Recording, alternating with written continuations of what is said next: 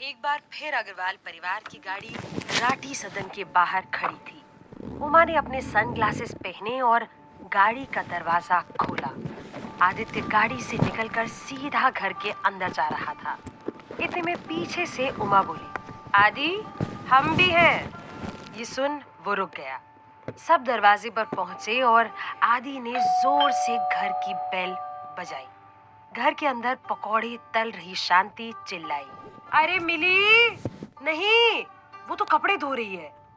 आरती, नहीं, वो महारानी तो घर पर ही नहीं है। कोई दरवाजा खोलेगा या नहीं?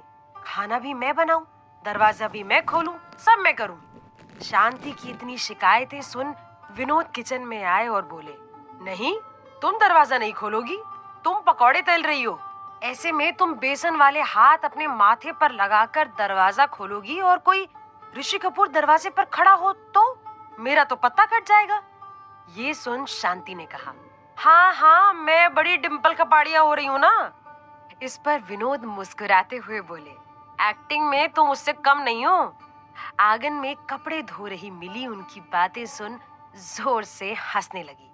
शांति उसे देख बोली, हाँ, खी कर तू बस, अभी रुक, अभी तो और खिल्ली उड़ाएंगे तेरे बाबा मेरी। इस पर विनोद अपनी सफाई देते हुए बोले, अरे, मैंने तो तारीफ की। शांति ने इसका जवाब देते हुए कहा, तारीफ नहीं, काम ही कर लो, जाओ दरवाजा खोलो। रुकिए, मैं खोलती हूँ दरवाजा। ये कहते हुए मिली दरवाजे की तरफ चली गई। उसने जब दरवाजा खोला तो उसके सामने आदित्य अपने पूरे परिवार के साथ खड़ा था। वो सबको वहां खड़े देख हैरान हो गई। उमा ने बड़े ही प्यार से उससे कहा, हेलो बेटा। मिली, जो उन्हें देख अब तक शॉक में थी, हिचकिचाते हुए बोली, नमस्ते आंटी। हाँ बेटा, नमस्ते। मिली नमस्ते करते हुए वहीं खड़ी रह गई। उन्हें अचानक वहां देख वो इतनी हैरान हो गई कि वो आगे कुछ बोल ही नहीं पाई। ये देख उमा उससे बोली, तो हम अंदर आए कि? उनके ये कहते ही मिली हड़बड़ा गई और बोली, नहीं नहीं, अंदर आइए ना। सब घर के अंदर आए। मिली ने आदित्य की तरफ सवालिया नजरों से देखा तो उसने आंखें मीचते हुए इशारा किया कि वो सब संभाल रहा है। पर उमा के परिवार को वापस अपने घर में देख शांति के तो होश ही उड़ गए। उन्हें यकीन ही नहीं हो रहा था कि अग्रवाल परिवार आया है। शांति और विनोद किचन से निकल उनके सामने आए। विनोद ने हाथ जोड़ते हुए कहा, सा, आपका वापस यहाँ पधारना हुआ, सब कुशल मंगल? शांति ने विनोद के जोड़े हुए हाथ नीचे खींचे। पिछली बार जिस तरह से वो आरती के लिए ना करके गए थे, उसकी वजह से शांति को वो अब बिल्कुल नहीं पसंद थे। वो तो उन्हें बड़ी शक की नजर से देख रही थी। उन्होंने मन में ही सोचा, अब क्यों आए हैं यहाँ? कहीं अपने बेटे के शादी का कार्ड देने तो नहीं आए? हो भी सकता है, ये उमा है तो लोमड़ी टाइप, आ भी सकती है। फिर आकर कहेगी, आरती बेटा, हमारे बेटे की शादी तुमसे नहीं हो पाई, इसका मतलब ये नहीं कि तुम हमारे घर की शादी नहीं देख पाओगी। तुम जरूर आना हमारे बेटे की शादी में। तुम जैसी संस्कारी और प्यारी हमारी बहू नहीं बन पाई तो क्या हुआ, तुम हमारे घर की शादी में जरूर आना। ओके बेटा। करेले की मिठाई है ये उमा जी, मीठी छुरी बिल्कुल। ऐसा मीठा मीठा बोलकर फिर मेरी आरती का दिल तोड़कर चली जाएगी। यही सब सोच शांति उनसे बोली, अगर छोटी चौपड़ में किसी के घर का पता भूल गए हो तो ठीक है, बता ही देते हैं। बताइए, कहाँ जाना है आपको? ये सुन विनोद ने गुस्से में शांति की तरफ देखा और उनसे फुसफुसाई, ये क्या कह रही हो तुम शांति? शांति ने उन्हें चुप रहने को इशारा किया तो उमा बोली, एक्चुअली हम सही पते पर आए हैं, हमें आपसे ही मिलना है। उनकी ये बातें सुन शांति और विनोद दोनों हैरानी से एक दूसरे को देखने लगे और सोचने लगे कि आखिर अब क्या काम होगा उन्हें यहाँ। इतने में विनोद बोले, आइए हम बैठकर बात करते हैं। उमा मुस्कुराते हुए बोली, थैंक यू, मुझे लगा शायद अब यहाँ हमारा कोई स्वागत ही नहीं करेगा। इस पर विनोद उनसे बोले, अरे नहीं नहीं बहन जी, ये कैसी बात कर रही हैं आप? आइए, अंदर आइए। उन सबको अंदर जाता देख शांति को बड़ा गुस्सा आ रहा था। उन्होंने मिली से कहा, देखा कैसे बोले तेरे पापा, आइए आइए। मैं तो उन्हें दरवाजे से ही वापस भेज दूं। मिली ने ये बात सुन माँ से नजरें चुरा ली। उसे पता था आदित्य अपने परिवार को यहाँ क्यों लाया था। वो उससे शादी करना चाहता था। वो इस बात से हैरान थी कि आदित्य ने अपने परिवार को शादी के लिए मना भी लिया।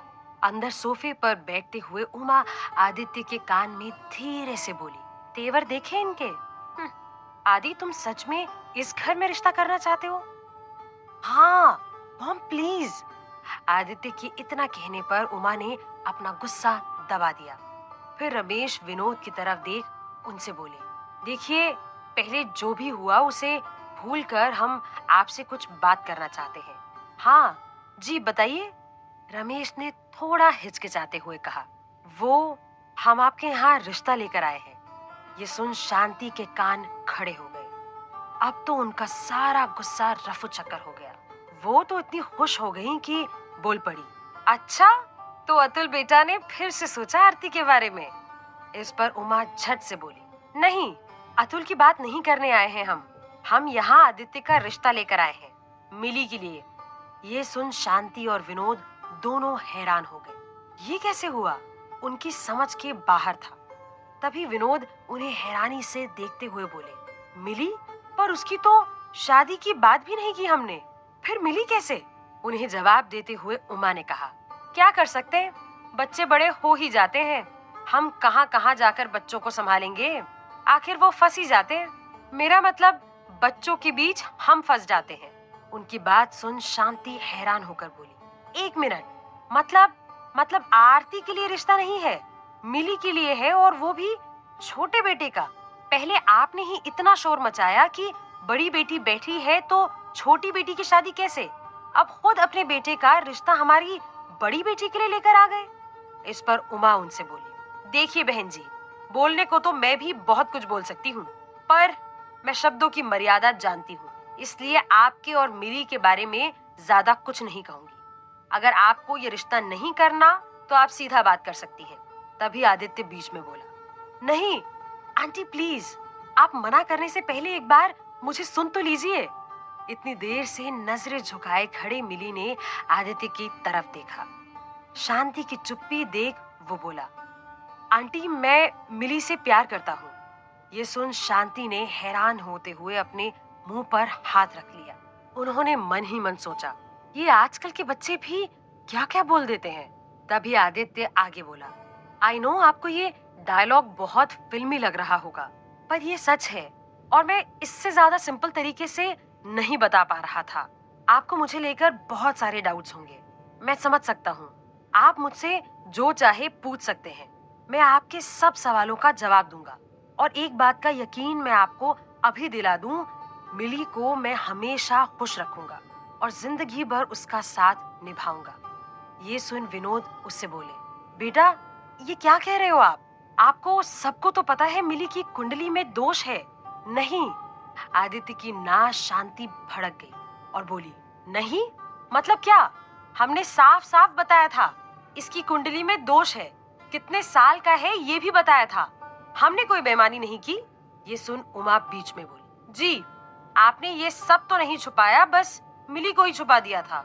ये सुन शांति का पारा चढ़ गया। उमा का इस तरह उन्हें कटाक्ष करना आदित्य को बिल्कुल अच्छा नहीं लगा। उसने बात संभालते हुए कहा, मॉम ये सही कह रही हैं, उन्होंने सब बताया था। और आंटी आप प्लीज मेरी बात पूरी तो सुन लीजिए। मैं कह रहा था कि नहीं, मिली की कुंडली में कोई दोष नहीं है। इस पर शांति ने चिल्लाते हुए कहा, क्या? हाँ, उसने अपनी जेब से कुंडली निकालते हुए कहा, ये देखिए, मैंने कितने पंडितों से मिली की कुंडली बनवाई, सबने यही कहा कि इनकी कुंडली में कोई दोष नहीं है। हमने हमारे परिवार के पंडित को भी दिखाया, उन्होंने भी यही कहा कि कुंडली बहुत शुभ है, अगर ये हमारे घर आएगी तो शुभ कदम लेकर आएगी। उसने एक नजर मिली की तरफ देखा, मिली ने नजरें झुका दी। विनोद ने वो कुंडली देखी और बोले, देखिए मुझे तो कुंडली देखनी आती नहीं, हमारे बहुत पुराने पंडित हैं, उन्होंने बनाई थी मिली की कुंडली। उसके क्या, हमारे घर में सभी की कुंडलियां उन्होंने ही बनाई थी, मेरी भी, वो गलत कैसे हो सकते हैं? उमा उनसे बोली, एक काम कीजिए, इन पंडित को भी दिखा दीजिए, जिन्होंने मिली की कुंडली बनाई। ये सुन आदित्य घबरा गया।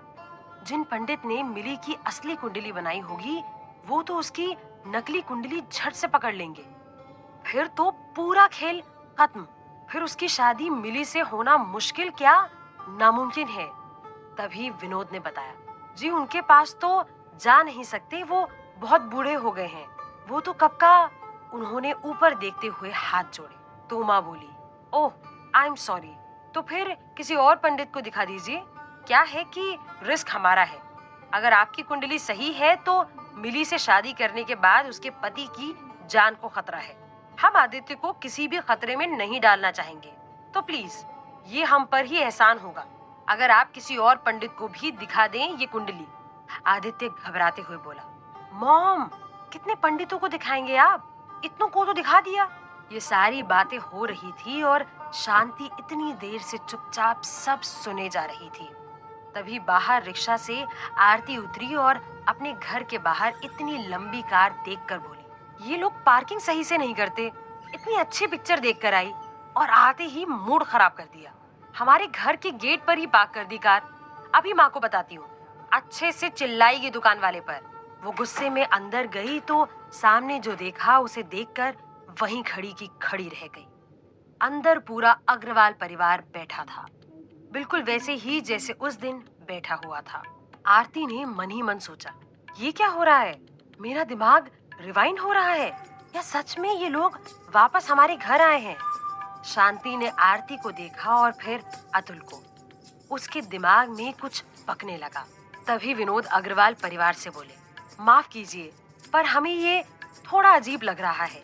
ये तो शांति ने उनका पूरा वाक्य करते हुए कहा, ये तो बदतमीजी है। उनकी ये बात सुन उमा को गुस्सा आ गया। वो भड़कते हुए बोली, बदतमीजी? आप गलत शब्द इस्तेमाल कर रही हैं। हम आदित्य की वजह से यहाँ आए हैं। वो मिली से शादी करना चाहता है। हमने मना किया पर वो नहीं माना। अगर वो हमारी मानता तो हम यहाँ कभी नहीं आते। ये सुनकर आरती का मुंह खुला का खुला रह गया। ये वो मन ही मन खुद से बोली, आदित्य मिली से शादी? ये कब हुआ? फिर उसे वो दिन याद आ गया जब वो अतुल के साथ गार्डन में थी और आदित्य मिली की तरफ गुलाब का फूल बढ़ा रहा था। उसे तभी लगा था कि कुछ तो गड़बड़ है, पर लगा नहीं था कि बात इतनी सीरियस हो जाएगी। शांति कुछ सोचते हुए बोली, अच्छा ठीक है, आप चाहते हैं कि आदित्य की शादी मिली से हो। आप हमारी हाँ के लिए यहाँ आए हैं तो हम हाँ कहते हैं। ये सुन आदित्य खुश हो गया और उमा हैरान। आदित्य उठा और शांति के पैर छूने आगे बढ़ा, पर शांति पीछे हो गई और फिर बोली, मेरी बात पूरी नहीं हुई है अभी तक। ये सुन आदित्य हैरान होकर उन्हें देख रहा था।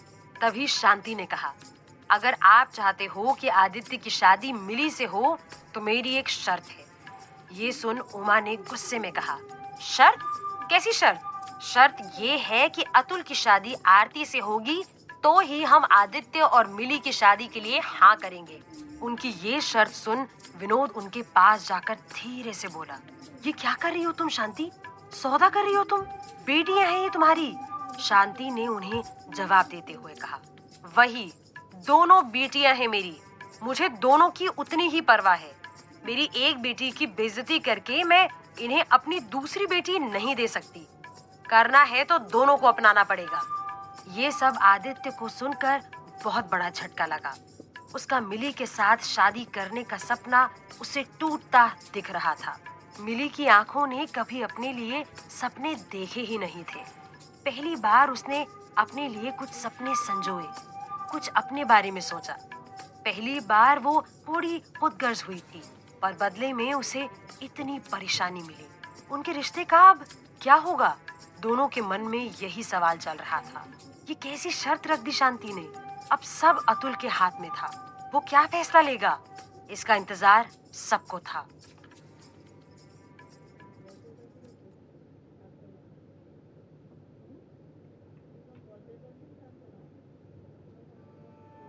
आदित्य जो आज ये सोचकर मिली के घर आया था कि अब तो सब ठीक ही होगा, अब तो उसकी शादी मिली से होकर ही रहेगी, लेकिन शांति की शर्त की वजह से उसका ये विश्वास डगमगा रहा था। उसे पता था शांति की शर्त नाजायज थी। अतुल क्यों आरती से शादी करे, क्यों ये शर्त मानी जाए? पर ये उसके प्यार की बात थी। वो अपने प्यार के लिए कुछ भी करने को तैयार था। वो अतुल भैया की तरफ उम्मीद से देखने लगा। उसे लगा शायद, क्या पता, भैया आरती से शादी करने के लिए हाँ कह दे। शांति की ये अजीब शर्त सुन उनके पति विनोद बोले, शांति, अब तुम बात हद से ज्यादा बढ़ा रही हो। शादी कोई सौदे का खेल नहीं। अगर बच्चियों की तुम्हें वाकई परवाह होती तो तुम ये शर्त कभी न रखती। उमा उनका साथ देते हुए बोली, भाई साहब बिल्कुल सही कह रहे हैं, सौदा नहीं है ये कोई। इस पर शांति ने उन्हें घूरते हुए कहा, आप इसे कुछ भी कहें, मेरी यही शर्त है। आखिर अतुल का भी पारा चढ़ गया और वो सोफे से उठते हुए बोला, व्हाट नॉनसेंस, मुझे नहीं करनी शादी। उमा ने शांति की तरफ देखा और कहा, ठीक है, आपको जवाब मिल गया, आपकी ये शर्त पूरी नहीं हो सकती। ये कहते हुए उमा उठकर बाहर की तरफ चल दी। फिर बाकी सब भी उठकर वहां से जाने लगे, सिवाय आदित्य के। उमा ने पलट आदित्य को देखा और कहा, आदि चलो अभी। उसने मिली की तरफ देखा तो उसकी आंखें नम थी। बड़ी मुश्किल से वो अपने आंसू रोक रही थी। उसे देख आदित्य और भी टूट रहा था। तभी रमेश चिल्लाए, आदि, सुना नहीं मॉम ने क्या कहा? चलो। आदित्य को आखिर वहां से जाना ही पड़ा। उन सब के जाते ही आरती बोली, ये क्या था माँ? एक बार काफी नहीं था जो दूसरी बार मुझे उस लड़के से रिजेक्ट करवाया? इस पर शांति बोली, अरे रिजेक्ट नहीं, मैं चाहती थी कि तेरी शादी उसी घर में हो, इसलिए मैंने ये किया। आरती चिढ़कर उनसे बोली, माँ, तुम कोई फिल्म डायरेक्टर नहीं हो कि जो तुम सोचो वही हो जाए। उल्टा असर भी पड़ जाता है दवाई का कभी कभी। और मिली दीदी, तुम्हारा ये आदित्य के साथ कब से चल रहा है? ये सुन मिली ने डरते हुए अपनी नजरें झुका ली। पर आरती बोलती गई, दीदी तो बड़ी छुपी रुस्तम निकली। मेरा रिश्ता तो फिक्स नहीं हुआ, पर उसकी आड़ में अपना मामला सेट कर दिया। ये सुन विनोद गुस्से में बोले, आरती, बड़ी बहन के लिए कुछ भी बोले जा रही हो? पर आरती इस वक्त किसी को भी नहीं सुनने वाली थी। उसके अंदर गुस्सा भरा था। इस बात का गुस्सा कि इतना तैयार होने पर, मेहनत करने पर भी उसे अतुल से रिजेक्शन मिला और मिली को न जाने कैसे आदित्य मिल गया। वो अपनी हार तो जैसे तैसे बर्दाश्त कर गई थी, पर मिली की प्यार में सफलता वो बर्दाश्त नहीं कर पा रही थी। उसे मिली से जलन हो रही थी।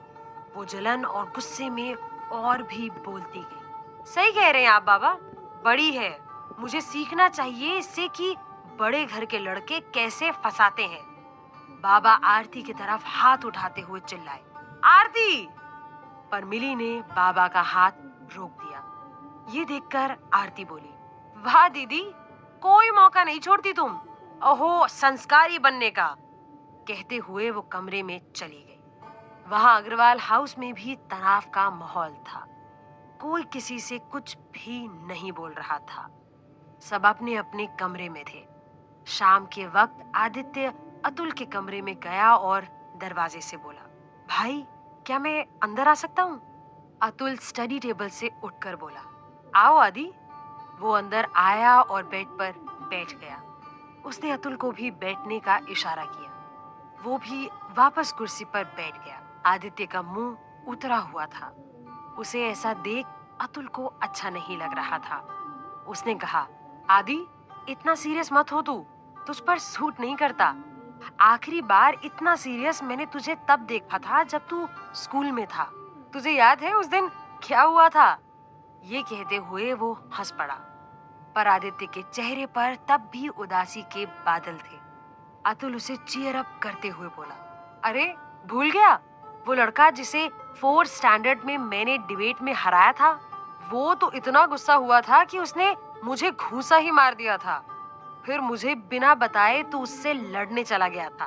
खूब पीटा था तूने उसे, पर पिटाई भी खूब खाई थी, पर हार नहीं मानी, उससे सॉरी बुलवा कर ही रहा। इस पर आदित्य ने कहा, हार कैसे मानता, आप जो थे मेरे साथ, अकेले मैंने नहीं पीटा उसे। जब आपको हमारी लड़ाई का पता चला तो आप भी आ गए थे वहाँ। खुद को मुक्का पड़ा तो आपने कुछ नहीं किया, लेकिन जब उसने मुझे मारना शुरू किया तो आपने उसकी कितनी पिटाई की थी। ये सुन अतुल हंस पड़ा। उसने आदित्य के कंधे पर हाथ रखा और बोला, छोटा भाई है तू मेरा, मेरे छोटे भाई को कैसे हारने देता। ये सुन आदित्य उसका हाथ पकड़ते हुए बोला, तो अब भी मत हारने दीजिए ना मुझे। ये सुनते ही अतुल के चेहरे से हंसी उड़ गई। उसे समझ नहीं आ रहा था कि आदित्य उससे क्या चाहता है। उसने पूछा, क्या हुआ आदि, सही से बताओ। आदित्य हाथ जोड़ते हुए बोला, भाई मैंने बचपन से लेकर आज तक आपसे कुछ भी नहीं मांगा। आज पहली बार आपसे कुछ मांग रहा हूँ, आप देंगे ना। अतुल हैरान होकर बोला, क्या चाहिए तुम्हें। मेरा प्यार मिली। ये सुन अतुल को गुस्सा आ गया। वो बोला, आदित्य तुम्हें समझ भी आ रहा है जो तुम बोल रहे हो। तुम्हारे प्यार के लिए मैं किसी के साथ जबरदस्ती एक बंधन में जीवन भर के लिए बन जाऊं। आई एम सॉरी आदित्य, ये मैं नहीं कर सकता। आदित्य ने फ्रस्ट्रेटेड होकर कहा, तो अब मैं क्या करूं। मैं नहीं रह सकता मिली के बिना। जब तक आप आरती से शादी के लिए हाँ नहीं कहोगे, मेरी शादी मिली से नहीं हो सकती। भाई प्लीज, मेरे लिए। उसे ऐसे बेमतलब जिद करते हुए देख अतुल ने चिल्लाते हुए कहा, तुम समझ क्यों नहीं रहे हो आदि, मैं किसी और। कहते हुए वो अचानक रुक गया और सोचने लगा कि वो अभी क्या करने जा रहा था। वो आदित्य को प्रोमिला के बारे में बताने जा रहा था। उसने प्रोमिला के बारे में घर में किसी को भी नहीं बताया था, आदि को भी नहीं। अभी सही वक्त नहीं था उसके बारे में बात करने का। मैं किसी और से शादी करूं ताकि तू खुश रहे, ये कुछ ज्यादा नहीं मांग रहा तू मुझसे। आदित्य ने दोनों हाथ अपने मुंह पर रख दिए। वो बहुत हेल्पलेस फील कर रहा था। उसे बुरा लग रहा था। उसने अपने भाई से ये कैसे मांग लिया, वो इतना बुरा कैसे हो गया। उसे अपनी गलती का एहसास हुआ और वो उससे माफी मांगते हुए बोला, सॉरी भाई, आप सही कह रहे हो, मैं बहुत ज्यादा मांग रहा हूँ, पर मैं मजबूर हूँ। आप ही बताइए और कौन सा रास्ता है। कोई भी नहीं। एक तरफ आदित्य बोले जा रहा था और वहीं दूसरी तरफ अतुल के दिमाग में प्रोमिला घूम रही थी। उसने सोचा अब वक्त आ गया है प्रोमिला से शादी के बारे में बात करने का। अब शायद घर वाले भी उसकी शादी के लिए ज्यादा देर रुकने नहीं वाले। आखिर कितने साल रुकाएगा वो घर वालों को। अब प्रोमिला से बात करना जरूरी हो गया था। वो अपने ख्यालों में ही था कि आदित्य की आवाज उसके कानों में पड़ी, भाई ठीक है, मैं तुझे मजबूर नहीं करूंगा, पर एक बार सोचना जरूर इस बारे में। ये कहते हुए वो कमरे से चला गया।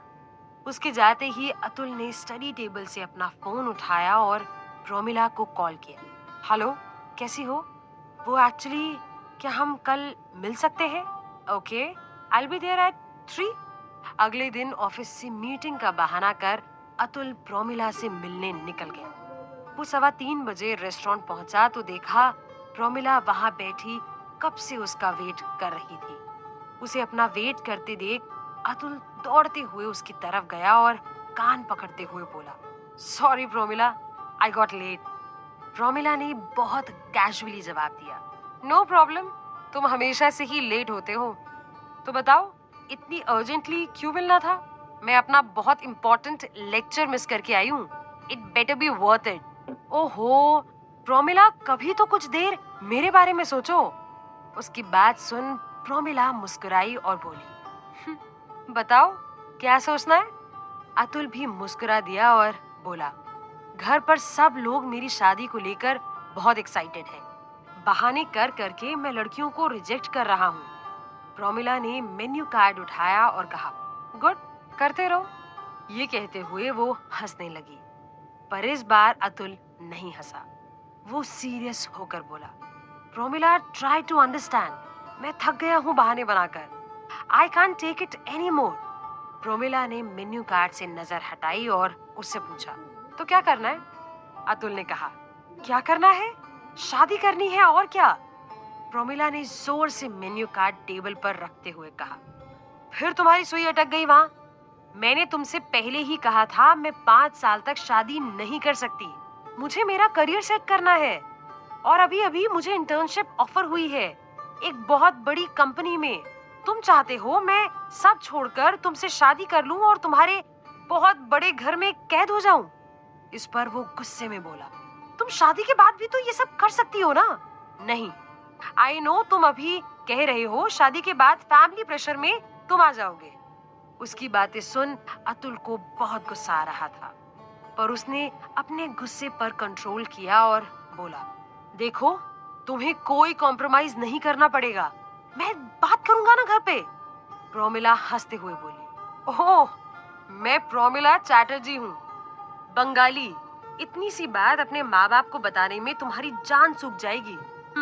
बड़े आए, कॉम्प्रोमाइज तो करना ही पड़ेगा मुझे, and I don't want any compromises right now. Atul ने गुस्से में टेबल पर जोर से हाथ मारा और कहा, but I want to get married right now. ये सुन प्रोमिला बोली, इस टोन में बात मत करो मुझसे। आज तक अपने पेरेंट्स से मुझे इंट्रोड्यूस करवाया है, उनके सामने तो चूं भी नहीं निकलती तुम्हारी। इतना ही डरपोक हूँ मैं तो मेरे साथ रिलेशनशिप में ही क्यों हो? प्रोमिला ने टेबल से अपना बैग उठाया और कहा, गलती हो गई मुझसे, अब ठीक करती हूँ। It's over Atul. ये सुन अतुल को बहुत बड़ा झटका लगा, पर प्रोमिला तो बोले जा रही थी, इस रिलेशनशिप में आने से पहले मैंने तुमसे साफ साफ कहा था, I am not looking for marriage right now. उस वक्त तुमने क्या कहा था? प्रोमिला मैं तुमसे प्यार करता हूँ, तुम्हें बांधना नहीं चाहता। अब क्या हुआ? कहते हुए वो उठी और जाने लगी, लेकिन फिर मुड़कर बोली, you know what Atul, you yourself are not ready for marriage. तुम खुद अभी बच्चे हो। ये बोल वो वहां से चली गई। अतुल वहीं बैठा रहा, उसके दिमाग में प्रोमिला की बातें गूंज रही थी। शाम को जब वो घर आया तो ड्राइंग रूम से होते हुए सीधा अपने कमरे की तरफ बढ़ गया। तभी वहां सोफे पर बैठी उमा ने उसे आवाज लगाई, अतुल आज देर लगा दी घर आने में। अतुल न पीछे मुड़ा ना ही कोई जवाब दिया। तभी सामने से आदित्य भी आ रहा था। वो बहुत उदास लग रहा था, इतना उदास जैसे वो पहले कभी अपनी जिंदगी में हंसा ही न हो।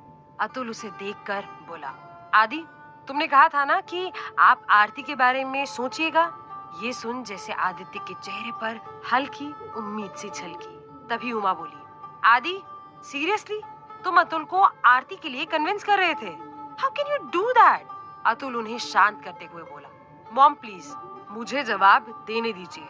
आदि मुझे आरती से रिश्ता मंजूर है। ये सुन आदित्य के चेहरे पर खुशी आ गई, पर उमा खुश नहीं थी। वो बोली, व्हाट? अतुल ये तुम क्या कह रहे हो? अतुल फिर उन्हें बीच में टोकते हुए बोला, मॉम मैंने डिसीजन ले लिया है, मैं आरती से शादी कर रहा हूँ, दैट्स इट। ये बोल वो अपने कमरे में चला गया। आदित्य खुश होता हुआ उमा से बोला, तो उन्हें कॉल करके बता दे मॉम, तुम ही कॉल कर लो। ये कहते हुए उमा अतुल के पीछे उसके कमरे में चली गई। वहां उन्होंने उससे पूछा, ये क्या था बेटा और क्यों?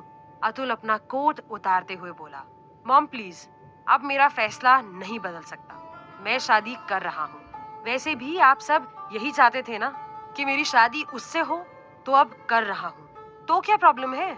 उमा उसे समझाते हुए बोली, प्रॉब्लम नहीं है बेटा, वो बस अब ये बात खत्म। ये कहते हुए वो वॉशरूम चला गया। उमा परेशान हो गई थी, उन्हें समझ नहीं आ रहा था कि ऐसा क्या हुआ कि अचानक अतुल ने ये डिसीजन ले लिया। जब वो ड्राइंग रूम में गई तो उन्होंने देखा आदित्य जोर जोर से फोन पर बातें कर रहा था। हाँ जी, आप टेंशन मत लीजिए, वो सब हम संभाल लेंगे, पर इस बार ना उल्टा करते हैं।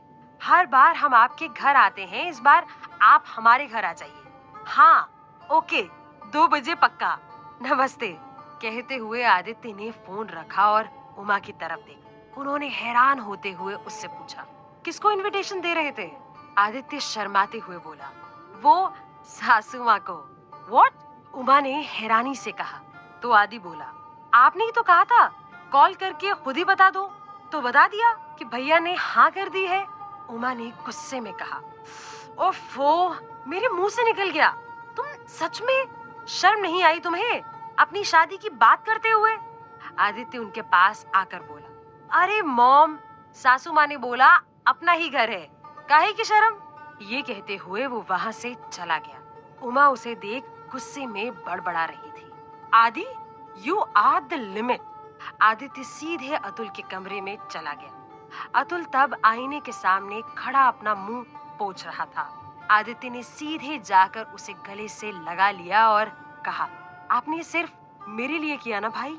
अतुल ने उससे कहा, नहीं, तेरे लिए नहीं किया और तुझे कोई एहसान वहसान मानने की जरूरत नहीं। ये डिसीजन मैंने किसी के प्रेशर में नहीं बल्कि खुद से लिया है और उसकी पूरी रिस्पॉन्सिबिलिटी भी मेरी ही है। तू खुश रहे, ठीक है। आदित्य ने उसे कसकर गले लगा लिया। तभी अतुल बोला, आदि ये बता कि मिली की कुंडली सही तो है ना। ये सुन आदित्य हड़बड़ा गया और बोला, हाँ क्यों, ये तुम्हारे लाइफ का सवाल है, ऐसा तो नहीं कि तूने कोई धांधली की। आदित्य घबराते हुए बोला, नहीं भाई, मैं धांधली क्यों करूंगा, सब सेट है भाई। ये कहते हुए वो कमरे से निकला और राहत की सांस ली। फिर खुद से बोला, हाँ चलो बच गए।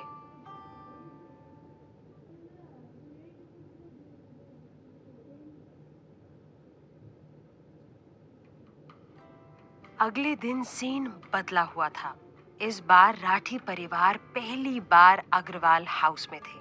वहां आंगन में खड़ी लंबी कारें, ड्राइंग रूम का आलीशान सोफा, क्लासी इंटीरियर देखकर शांति की तो आंखें फटी जा रही थी। फिर टेबल पर अलग अलग देशों के पकवान सजे हुए थे। उमा बेमन से बोली, देखिए बहन जी, ये साल तो सच में बड़ा अनप्रिडिक्टेबल गया है। पता नहीं कैसे, पर हमारा योग बन ही गया शादी का आपके घर में। इस पर शांति भी उत्साहित होकर बोली, अरे ये सब तो ऊपर वाले के हाथ में है, उसके कहे बिना पत्ता भी नहीं हिलता तो हम क्या ही हैं। उमा जबरदस्ती मुस्कुराते हुए बोली, बस अभी थोड़ी देर में पंडित जी आ जाएंगे, फिर मुहूर्त निकल जाएगा शादी का। शांति ने मुस्कुराते हुए कहा, हाँ हाँ बहन जी, शुभ काम में देरी नहीं, शादी जितनी जल्दी हो उतना अच्छा। उनकी बातें सुन आदित्य एक्साइटेड होकर बोला, ये बात तो आपने बिल्कुल सही कही सासू माँ, आप पहले क्यों नहीं मिली। इस पर शांति शर्मा गई और फिर आदित्य आगे बोला, अरे मतलब पहले मिल जाती तो हमारी शादी और जल्दी हो जाती। उसे शांति से इतना फ्रैंक होते देख उमा ने उसे टोकते हुए कहा, बेटा बचपन में भी मिल जाती तो भी शादी अभी ही होती, कॉज बाल विवाह इज इलीगल, समझे। ये सुनकर सब जोर से हंसने लगे। आदित्य तो मिली को ही देख रहा था और मिली चुपके से उससे नजरें मिलाकर फिर चुरा रही थी। वहीं अतुल बिल्कुल सीरियस होकर बैठा था और आरती इंटीरियर देखने में बिजी थी। इतने में शांति ने स्टिक्स में पनीर के टुकड़े प्लेट में सजाए हुए देखे और उन्हें खाने की इच्छा हुई। उन्होंने बड़े अदब से पनीर को स्टिक से निकाला और हाथ से खाने लगी। तभी आरती ने शांति को हल्की सी कोहनी मारी और धीरे से कहा, माँ ये स्टिक से ही खाते हैं, ऐसे निकाल कर हाथ से नहीं। उमा उन्हें देखकर अपनी हंसी दबाने की कोशिश कर रही थी। शांति मुंह बनाते हुए आरती से धीरे से बोली, तुझे पता नहीं है, ये तीली तो दांत साफ करने के लिए है, बड़े लोग हैं, ये खाने के बाद दांत साफ रखते हैं इसलिए है। आरती उन्हें समझा ही रही थी कि तभी पंडित जी आ गए। उमा उन्हें देखते हुए बोली, पंडित जी आ गए। पंडित जी बैठे और उन्होंने कुंडलियां देखना शुरू किया। सबकी नजर उन्हीं पर टिकी थी। कुछ देर देखने के बाद उन्होंने सबसे कहा, अच्छा मुहूर्त 1 हफ्ते बाद का है, उसके बाद 4 साल बाद ही दूसरा मुहूर्त आएगा। इस पर उमा थोड़ी टेंशन में बोली, पर 1 हफ्ते में सब तैयारियां कैसे होंगी। आदित्य ने छोटा सा चेहरा बनाते हुए कहा, 4 साल बाद भी कैसे होगी मॉम, 1 हफ्ता ही ठीक है ना, तैयारी करनी ही क्या है। उमा मुस्कुराते हुए बोली, हाँ करनी ही क्या है, बस रिजॉर्ट की बुकिंग करनी है, मेन्यू डिसाइड करना है, डेकोरेशन का देखना है, मेहमानों को इनवाइट करना है, वेडिंग कार्ड छपवाने हैं, कपड़े डिसाइड करने। और लगातार बोलती उमा को बीच में ही टोकते हुए आदित्य बोला, बस मॉम बस, समझ गया। फिर शांति ने भी कहा, आदित्य बेटा सही कह रहा है, 4 साल कैसे होगा। आदित्य ने उनकी तरफ देखकर कहा, मॉम इन लॉ आप ही बात समझती हो मेरी, और कोई नहीं। तभी रमेश अग्रवाल ने बीच में कहा, 1 हफ्ते बाद का मुहूर्त ठीक है पंडित जी, अरेंजमेंट्स हो जाएंगी। ये सुन अतुल वहां से उठकर जाने लगा। उमा ने उससे पूछा, बेटा कहाँ जा रहे हो? जिसके जवाब में उसने बहुत ही बेरुखी से कहा, हो गया ना मॉम, यही तो करना था, डेट डिसाइड हो गई, अब मैं जाता हूँ, काम है ऑफिस में। आदित्य ने मुस्कुराते हुए उससे कहा, अरे भाई अभी तो काम शुरू हुआ है, शादी की अरेंजमेंट से पहले वाली अरेंजमेंट्स भी तो करनी है। शांति को उसकी बात कुछ समझ नहीं आई, तो उन्होंने उससे पूछा, मतलब बेटा? मॉम इन लॉ, मेरा मतलब है pre wedding shoot.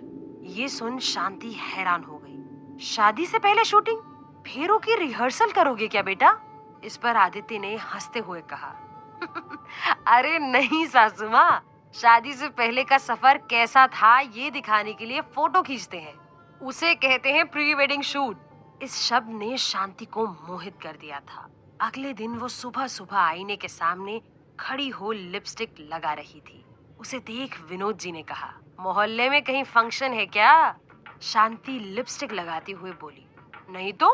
Vinod ji कुछ सोचते हुए बोले, हमारी सालगिरह तो नहीं? नहीं है ना? मुंह पर पाउडर पोतती हुई शांति गुस्से में बोली, नहीं।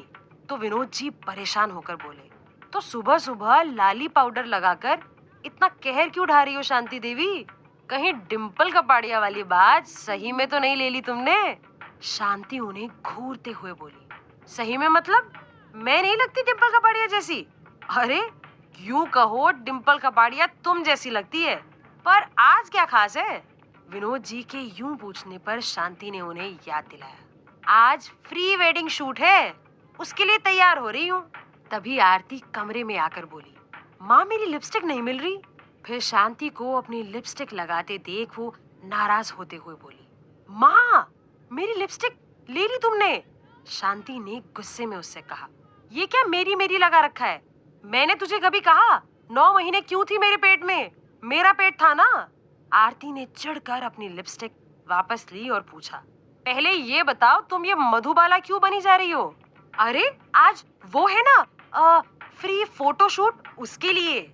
शांति की ये बात सुन आरती ने अपना सर पकड़ लिया और बोली, ये फ्री नहीं प्री वेडिंग शूट है, और वो सिर्फ दूल्हा और दुल्हन का होता है, पूरे परिवार का नहीं।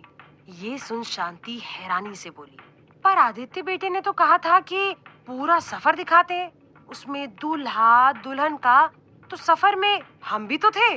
पीछे से विनोद जी उन्हें समझाते हुए बोले, वो इंग्लिश वाले सफर की बात कर रहा होगा, शादी के बाद सफर तो दूल्हा दुल्हन ही करते हैं ना, इसलिए। तभी मिली रूम में आई और ये सुन हंसने लगी। शांति उसे हंसते हुए देख बोली, हाँ हंस बाबा की चमची, पर शूट है कहाँ? तो आरती ने एक्साइटेड होकर कहा, रामबाग पैलेस। पैलेस की छत पर सजे धजे दोनों जोड़े खड़े थे। अतुल फोन पर कोई बिजनेस डील की बात कर रहा था और आदित्य मिली के साथ कोने में बैठा था। मिली आरती को देख बोली, ये दीदी जल्दी क्यों नहीं कर रही? सब सही तो है, ये लहंगा मेकअप सब तो बढ़िया है, फिर क्यों बार बार मेकअप चेंज करवा रही है? आदित्य तो उसे ही देख रहा था। गुलाबी रंग के लहंगे में मिली कितनी प्यारी लग रही थी, पर बहुत अनकंफर्टेबल भी हो रही थी। वो बार बार दुपट्टे को उठाकर कभी इस तरफ तो कभी उस तरफ रख रही थी। चलते वक्त लहंगा भी उससे संभल नहीं रहा था। ये देख आदित्य ने कहा, तुम्हें पसंद आया ये लहंगा? मिली मुस्कुराते हुए बोली, हाँ बहुत अच्छा है। आदित्य ने उसकी अनकंफर्टनेस को भांपते हुए कहा, लग तो नहीं रहा तुम्हें पसंद है, ये अनकंफर्टेबल लग रही हो। इस पर मिली लहंगे को संभालते हुए बोली, एक्चुअली है तो थोड़ा हेवी, पर आरती का मन था लहंगे का और मुझे इतना शौक है नहीं, तो यही पहन लिया। अरे ये क्या बात हुई? वो तो आरती की चॉइस थी, तुम्हारी चॉइस क्या है? अगर तुम पर छोड़ा जाए कि आज तुम बिना आरती या किसी और के प्रेशर में आकर दिल से चूज करो, तो तुम क्या चूज करोगी? आदित्य के ये पूछने पर मिली ने जवाब दिया, मैं ये गुलाबी रंग तो बहुत अच्छा है, पर मैं लहंगा नहीं पहनूंगी। मैं हल्के गुलाबी रंग की चिकन वाली साड़ी पहनूंगी, थोड़ा सा मेकअप कम करती। तो बस अब यही होगा, मिली घबरा कर बोली। नहीं नहीं, अब कुछ नहीं, रेडी हो गए बस, और टाइम वेस्ट नहीं करना। लेकिन आदित्य ने तो ठान लिया था, जैसे मिली ने सोचा वैसे ही होगा।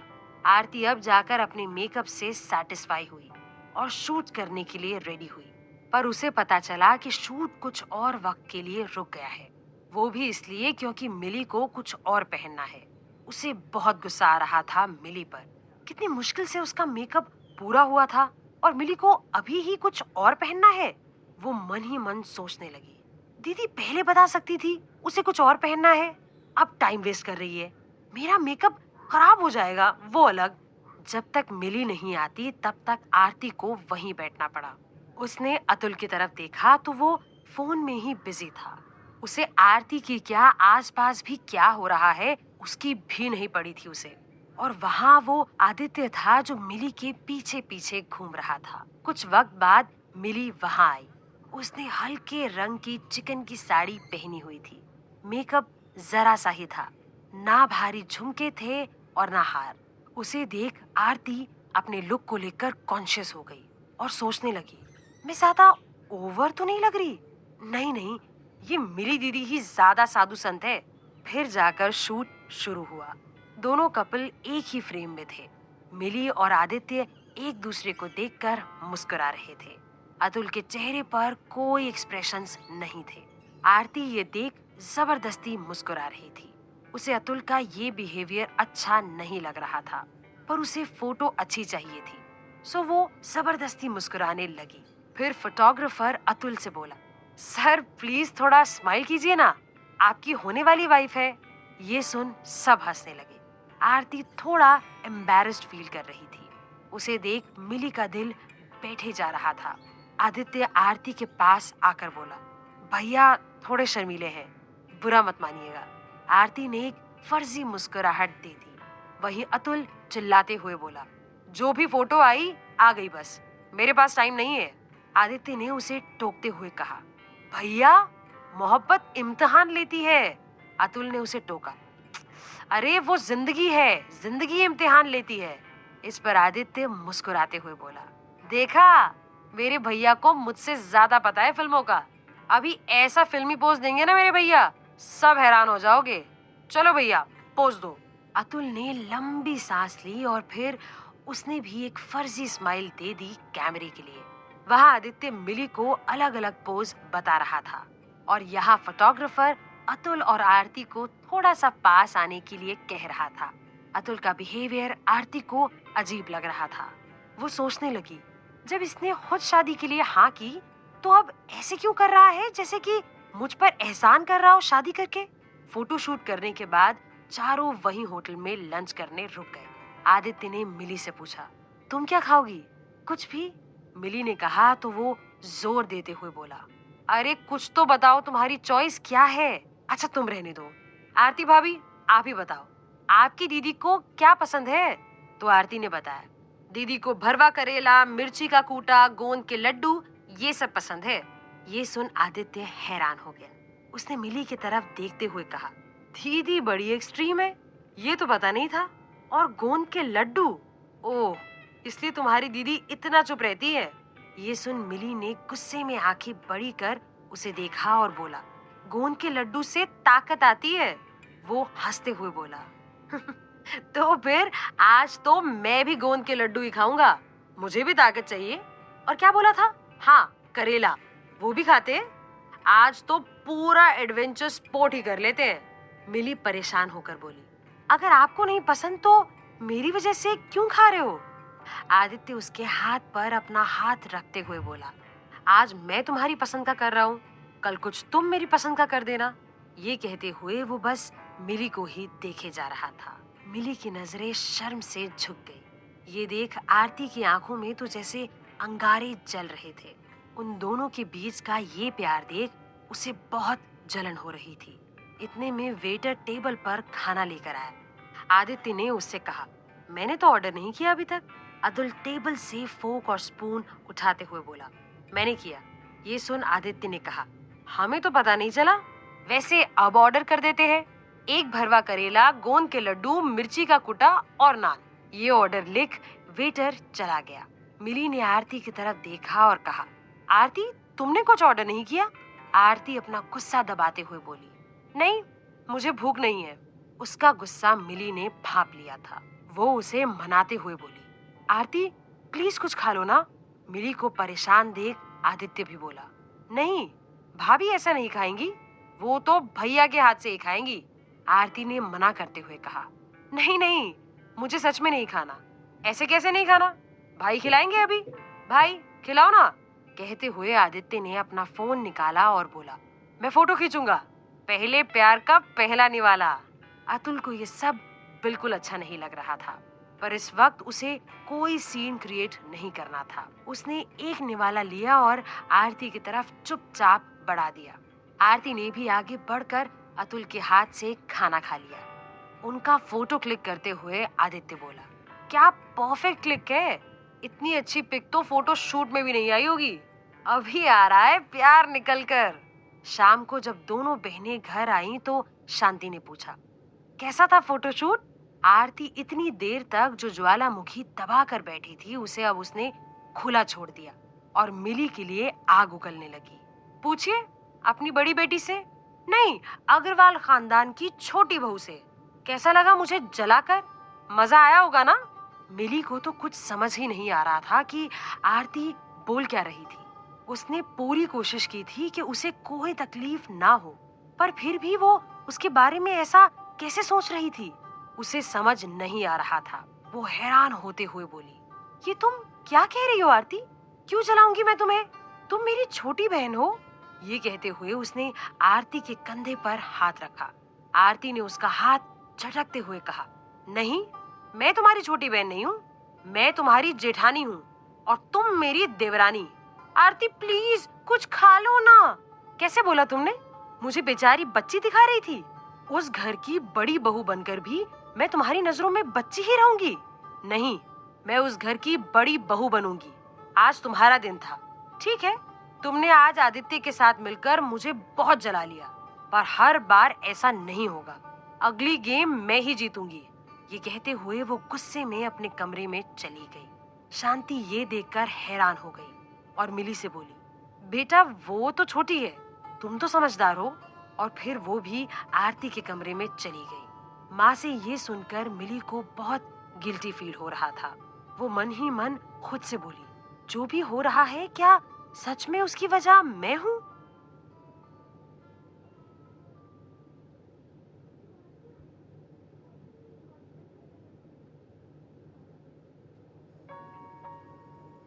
मिली रात को छत पर बैठ जो भी आज हुआ उसके बारे में सोच रही थी। वो आदित्य के बारे में सोच रही थी। आज का दिन कितना अच्छा गया था उसके लिए। आज वो जितनी खुश थी उतनी कभी नहीं हुई थी। उससे कभी किसी ने पूछा ही नहीं, ना उसने कभी सोचा कि अगर उसे खुद चुनना हो तो वो क्या पहनना पसंद करेगी। उसने कभी अपनी खुशी को इतनी इम्पोर्टेंस ही नहीं दी थी। उसकी चॉइस इतनी मैटर करती है, उसे पता ही नहीं था। पर आदित्य ने इन सब बातों का कितना ध्यान रखा। वो कितनी खुश नसीब है कि उसे आदित्य जैसा पति मिल रहा है। पर फिर उसे जो आरती ने कहा वो याद आने लगा और उसकी खुशी गिल्ट में बदलने लगी। वो नहीं चाहती थी आरती को बुरा लगे। वो तो बचपन से आरती को उसकी खुशी को आगे रखती आई थी, खुद से भी आगे। पर अब जब उसकी खुशी का ध्यान रखा जा रहा था तो आरती की खुशियां पीछे हो रही थी। उसे ये अच्छा नहीं लग रहा था। वो इसी सोच में थी कि उसका फोन बज उठा। उसने देखा आदित्य का कॉल था। उसका नाम पढ़ते ही उसके चेहरे पर मुस्कुराहट आ गई। उसने कॉल उठाया और बोली, क्या हुआ? फोन के दूसरी तरफ से आदित्य की आवाज आई, गड़बड़ हो गई। उसने घबरा कर पूछा, क्या? तो आदित्य बोला, हम आज गए थे ना उधर शूट के लिए, वहां ना गुम हो गई। देखना तुम्हारे पर्स में तो नहीं रह गई, पक्का तुम्हारे पास रह गई होगी। उसने हड़बड़ाकर पूछा, क्या? मेरी नींद। ये सुन मिली हंस दी। आदित्य अपने पलंग पर लेटते हुए बोला, ये बहुत सीरियस इशू है, हंसो मत। अब सिर्फ 5 दिन बचे हैं हमारी शादी में। I am taking it very seriously. Decoration से लेकर खाने तक सब परफेक्ट होना चाहिए। अब तक रूम भी रेडी नहीं हुआ है मेरा। रेनोवेशन अब भी चल रहा है। 5 दिन में सब कैसे होगा? वैसे तुम्हें रूम में कौन से कलर के पर्दे पसंद होंगे? इस पर मिली बोली, कोई भी। तो आदित्य थोड़ा चिढ़कर बोला, तुम्हारा हमेशा जवाब यही होता है, थोड़ा बीवी जैसे तंग करो ना। मुझे ये कलर पसंद है, तुमने वो कलर क्यों चूज किया? मुझे खिड़की के पास चाहिए था, तुमने दरवाजे के पास क्यों किया? कुछ तो झगड़ा करो। ये सुन मिली फिर हंसते हुए बोली, मुझे सही में फर्क नहीं पड़ता घर में कौन सा सोफा है या कौन से पर्दे। घर में प्यार हो, अपनापन हो तो कोई भी पर्दे का कोई भी रंग चलेगा, फर्क नहीं पड़ता। ये सुन आदित्य की बेचैनी थोड़ी कम हुई और वो बोला, मैं बहुत स्ट्रेस में था शादी की तैयारियों को लेकर। तुमसे बात कर ऐसा लग रहा है जैसे स्ट्रेस कहीं गायब हो गया हो। बस जल्दी से ये 5 दिन निकल जाएं और शादी का दिन आ जाए। शादी के सफर तक के 5 दिन जल्दी ही पूरे हो गए थे और आखिर शादी का दिन भी आ गया था। अग्रवाल हाउस में आदित्य फोन पर चिल्ला रहा था, तो आपको पहले बताना था ना, मैं कहीं और से ऑर्डर करता। मुझे गिफ्ट देना था अपनी वाइफ को, अब एंड मोमेंट पे बता रहे हैं। वो पैनिक हो रहा था। उसे देख उमा बोली, बेटा कल तक तो तुम बचपन में ही मिली से शादी करने की सोच रहे थे और अब रेडी भी नहीं हो रहे हो। बारात तैयार है, हमें शादी के लिए निकलना है। हाँ मॉम, मैं अभी तैयार होता हूँ। कहते हुए वो कमरे की तरफ मुड़ा और जल्दबाजी में कमरे के दरवाजे से टकरा गया। उमा घबरा कर बोली, आदि ध्यान से। तो आदि भी परेशान होते हुए बोला, एक्चुअली मॉम गिफ्ट की टेंशन हो रही थी, दिमाग में बहुत सारे थॉट्स एक साथ चल रहे हैं, उसका शादी का लहंगा भी। ये सुन उमा ने हैरानी से पूछा, लहंगे का क्या हुआ? वो तो सीधा शोरूम से उनके घर पहुंचाया था मैंने। आदित्य उनके पास आकर बोला, हाँ मॉम, वो लहंगा आपने सेलेक्ट किया था, थोड़ा थोड़ा हेवी नहीं था? इस पर उमा लगभग चिल्लाते हुए बोली, व्हाट? वो डिजाइनर लहंगा था, सबसे डेलिकेट और सोफिस्टिकेटेड डिजाइन चूज की थी मैंने। हाँ पर उसके लिए वो थोड़ा और सिंपल। खैर उसने कहा था वो पहन लेगी। उमा ने गुस्से में कहा, what do you mean by पहन लेगी? आदित्य बहुत पैनिक कर रहा था। वो अपने सर पर हाथ रखते हुए बोला, मॉम मुझे नहीं पता मैं क्या कह रहा हूँ। I am feeling stressed. अजीब अजीब ख्याल आ रहे हैं, जैसे घोड़ी पर चढ़ूंगा तो वो मुझे गिरा तो नहीं देगी, वहां पहुंचकर सासू माँ कोई नई शर्त तो नहीं रख देगी, मेरी लहंगे में कंफर्टेबल तो फील करेगी ना? उमा ने एक लंबी सांस ली और बोला, आदि होता है, शादी के वक्त नर्वसनेस होना नॉर्मल है। वैसे तुम्हारी शांति वाली बात में मुझे वैलिड फियर लगता है, कर तो कुछ भी सकती है तुम्हारी सासू माँ। आदित्य को चक्कर आ रहे थे। वो किसी तरह अपने रूम के दरवाजे तक पहुंचा, पर अब वो खड़ा भी नहीं हो पा रहा था। उसने जोर से दरवाजे का हैंडल पकड़ लिया। ये देखकर उमा घबरा गई और बोली, आदित्य क्या हुआ? कुछ नहीं मॉम, वो ब्रेकफास्ट नहीं किया ना तो। उसके ये कहते ही उमा नाराज होकर बोली, व्हाट इज दिस आदि? खाए नहीं तुमने कुछ?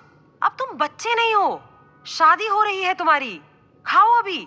तभी उनके पास किशोर आया और बोला, मेम साहब, रमेश साहब बहुत गुस्सा कर रहे हैं, जल्दी निकलने को कह रहे हैं। ओफो, किसे संभालूं? आदि जल्दी करना, तुम्हारे डैड गुस्सा हो रहे हैं। ये कहकर वो वहां से चली गई। आदित्य ने जल्दी से शेरवानी पहनी और तैयार होने लगा। उसने सोचा शादी के बाद ही कुछ खाएगा। पूरे बैंड बाजे के साथ बारात पहुंची। आदित्य ने तो घोड़ी से उतरकर खुद डांस किया। दरवाजे पर सब रिश्तेदारों के बीच खड़ी शांति देवी बड़ी सज धज कर खड़ी थी।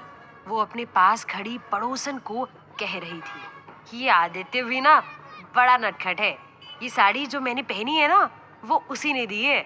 शॉपिंग करने गई थी बच्चों के साथ कि शादी में बच्चियां क्या पहनेंगी और रिसेप्शन में क्या, सब ध्यान रखना पड़ता है बच्चों का। माँ हूं ना, तो मुझे ये साड़ी दुकान पर थोड़ी सी अच्छी लगने लगी तो आदित्य ने दिला ही दी, मना भी तो नहीं कर सकते, दामाद है। ये सुन पड़ोसन बोली, वो तो ठीक है पर मिली की शादी सुनकर थोड़ी हैरानी हुई, कुंडली कैसे जमा दी उसकी? इस पर शांति गुस्से में बोली, दही है क्या जो जमा दूंगी? अरे वो कुंडली थी ही गलत, अब सही कुंडली मिली। ये सुन पड़ोसन मुंह दबाकर हंसने लगी और फिर बोली, अच्छा है, दोनों को साथ में ही निपटा दो, पर इस चक्कर में किसी और को ना निपटा देना। शांति ने ये बात सुन गुस्से में मुंह बनाया और गेट की तरफ बढ़ गई। दोनों दूल्हों को गेट पर खड़ा देख वो मुस्कुराते हुए बोली, रुकिए दूल्हे राजा, पहले नाक तो खिंचाइए। ये सुन आदित्य ने कंफ्यूज होकर पूछा, नाक मतलब?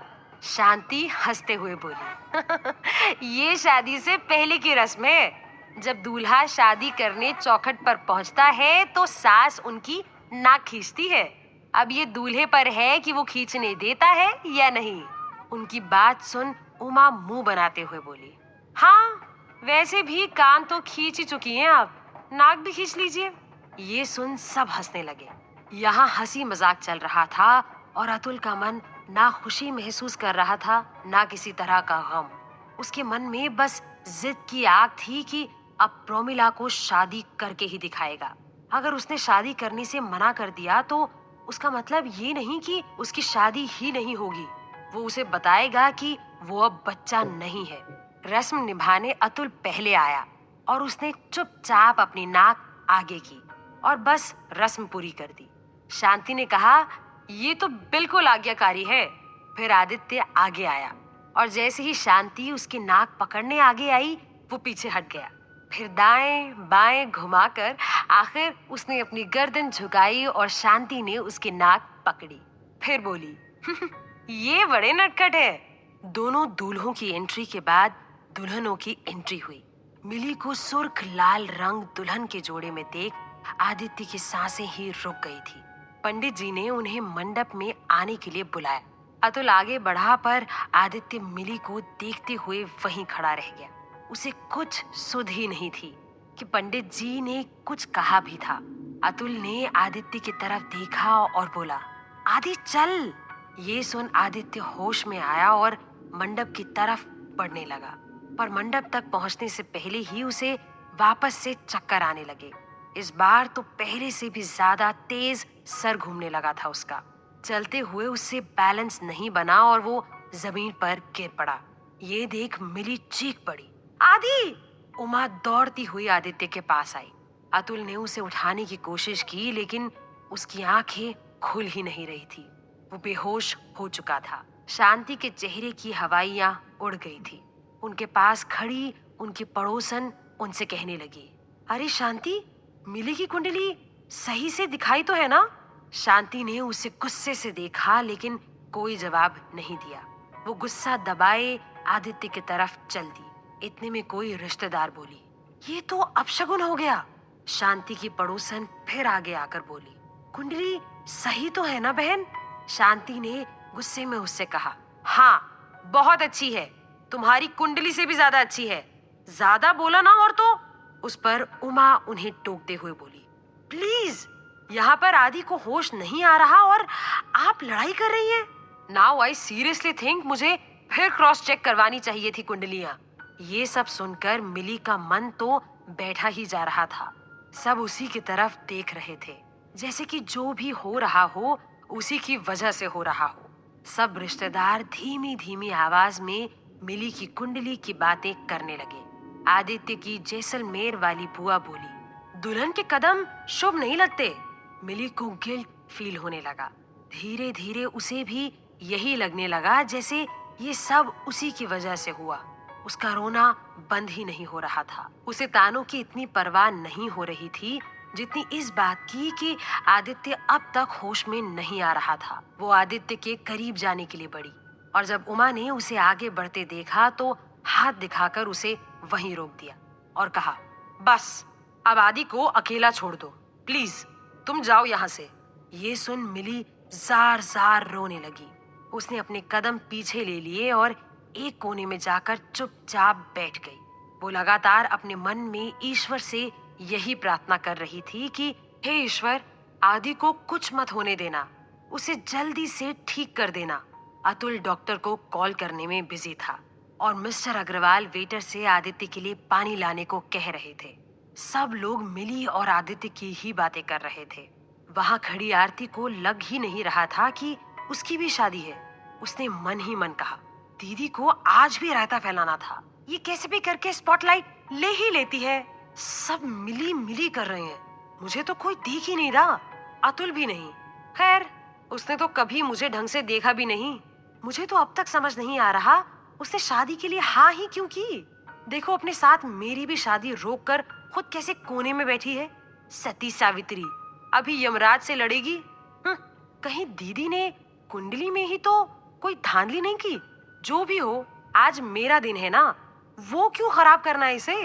वो ये सब सोच ही रही थी कि तभी आदित्य की जैसलमेर वाली बुआ आरती के पास आई और बड़े प्यार से उसके सर पर हाथ रखा। आरती को थोड़ा चैन मिला कि चलो किसी ने तो उसे पूछा।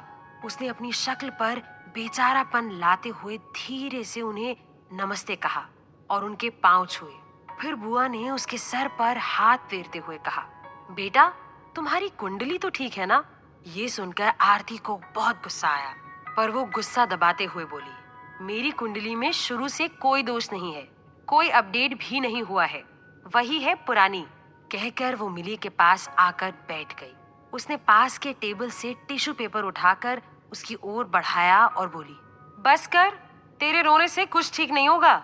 इतनी ही परवाह थी तो शादी करने का रिस्क लिया ही क्यों। नई अपडेट वाली कुंडली लाई कहां से तू। मिली का दिमाग वैसे ही सुन पड़ गया था। वो पहले से ही बहुत परेशान थी। ऐसे में आरती का ये कहना उसके लिए बर्दाश्त से बाहर हो रहा था। उसमें इतनी शक्ति भी नहीं थी कि उसे कोई जवाब दे सके। वो सोचने लगी, कह तो सही रही है ये, मैं शादी के लिए मानी ही क्यों। मैं ही वजह हूँ आदि की हालत की। न मैं हाँ कहती और न ये होता। अतुल ने आदित्य पर पानी छिड़का पर उसे फिर भी होश नहीं आया। उमा अतुल से बोली, कम ऑन, सीधा हॉस्पिटल ले चलो और वापस यहाँ लौटकर नहीं आना। ये सुन मिली के बाबा विनोद जी परेशान होकर बोले, ये आप क्या कह रही हैं समधन जी, वापस नहीं आएंगे तो शादी। उमा ने गुस्से में उनकी तरफ देखा और बोली, बहुत हो गया आदि का बचपना। इसकी जिद की वजह से मैंने इस शादी के लिए हाँ की थी, लेकिन अब बस। अभी तो शादी हुई भी नहीं है और आदि की ये हालत हो गई। मेरे मन में तो डर बैठ गया है। हमें वक्त चाहिए। शांति भी गुस्से में आ गई और बोली, वक्त तो मुहूर्त का भी है बहन जी। खाना, सजावट, कपड़े सब हो गया, मंडप तक पहुंच गए हम। आप कैसे पीछे हट सकती हैं आप। और आरती, उसका क्या। इस पर उमा ने कहा, ओ प्लीज, ये सब हम बाद में डिस्कस कर सकते हैं, लेकिन आज तो ये शादी नहीं होगी। ये सुन विनोद जी की आंखों में आंसू आ गए। उन्होंने नम आंखों से अपनी बेटियों की तरफ देखा। मिली ने पहले कभी बाबा की आंखों में आंसू नहीं देखे थे। पहली बार उसके सामने उसके बाबा रो रहे थे और वो कुछ भी नहीं कर पा रही थी। वो अपने बाबा के आंसुओं की वजह भी खुद को ही समझ रही थी। वो सोचने लगी कि कैसी बेटी है वो। उसने अपने बाबा की आंखें शर्म से झुका दी। वो ऐसा कभी नहीं होने देना चाहती थी, सपने में भी नहीं, पर ऐसा हो रहा था। उसकी वजह से आरती की भी शादी रुक गई थी। उसकी वजह से आदि की ये हालत हो गई थी। वो कितनी बुरी बेटी है, बुरी बहन है, और अब वो बुरी पत्नी नहीं बनना चाहती थी। अब वो भी नहीं चाहती थी कि आदि उसकी वजह से और सहे। अब वो खुद ये शादी नहीं करना चाहती थी।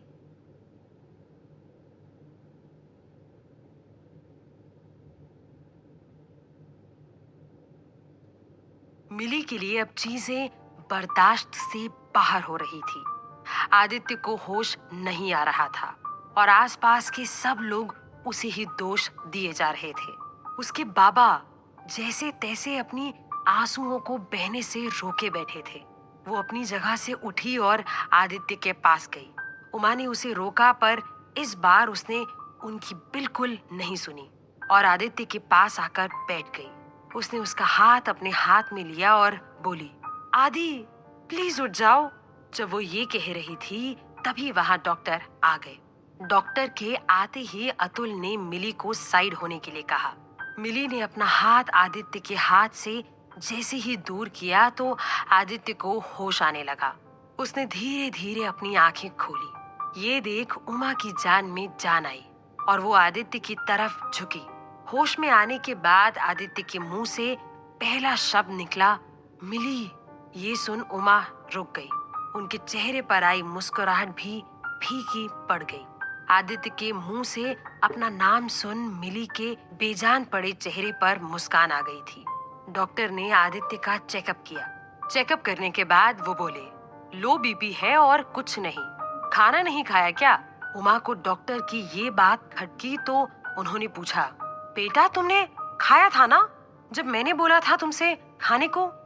आदित्य ने कुछ सोचा, फिर ना में सिर हिला दिया।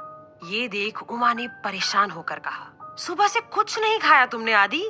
मेरी बात भी नहीं सुनी। क्या करते हो तुम ये? फिर चक्कर नहीं आएगा तो और क्या होगा? अतुल, इसे अंदर लेकर जाओ और प्लीज इसे कुछ खिलाओ। तभी वहां खड़ी शांति बोली, देखा आपने, इसमें मिली और उसकी कुंडली कहां से आ गई? अब तो आपको कोई शक नहीं है ना? अब तो शादी हो सकती है ना? शांति के ये शब्द सुनते ही आदित्य बोला, मतलब शादी तो हो ही रही है। ये सुनते ही उमा ने आदित्य के कंधे पर हाथ रखा और बोली, आदि तुम रूम में जाओ, मैं संभालती हूँ। संभालना क्या है, शादी तो होगी। आदित्य की ये बात सुन उमा चिल्लाते हुए बोली, आदि मैंने कहा ना अंदर जाओ। वो अपनी जिद पर अड़े हुए बोला, क्यों? शादी होगी और अभी होगी। एंड टाइम पर ऐसे डिसीजन चेंज करना मतलब किसी को धोखा देना हुआ मॉम। आदित्य की ये बात सुन उमा गुस्से में तमतमा गई। उन्होंने अपने गुस्से पर काबू किया और कहा, आदि पहले तुम कुछ खा लो, फिर बात करते हैं। लेकिन आदित्य जिद पर अड़ा हुआ था। उसे इतनी जिद करते देख मिली बोली, आदि प्लीज खा लो। मिली के कहने पर आदि चुपचाप खाने को तैयार हो गया। उसने उमा की बात नहीं सुनी पर मिली की सुन ली। ये बात उमा के दिल में तीर की तरह चुभ गई। इतने में मिली के बाबा विनोद जी आगे आए और रमेश जी से हाथ जोड़ते हुए बोले, भाई साहब, ये बारात अगर आप वापस लेकर चले जाओगे तो मेरी बच्चियां। ये कहते हुए उनका गला भर आया और वो जोर से रो पड़े। मिली उनके पास दौड़ते हुए गई और बोली, बाबा नहीं, मैं नहीं चाहती आप किसी भी वजह से किसी के भी सामने झुके।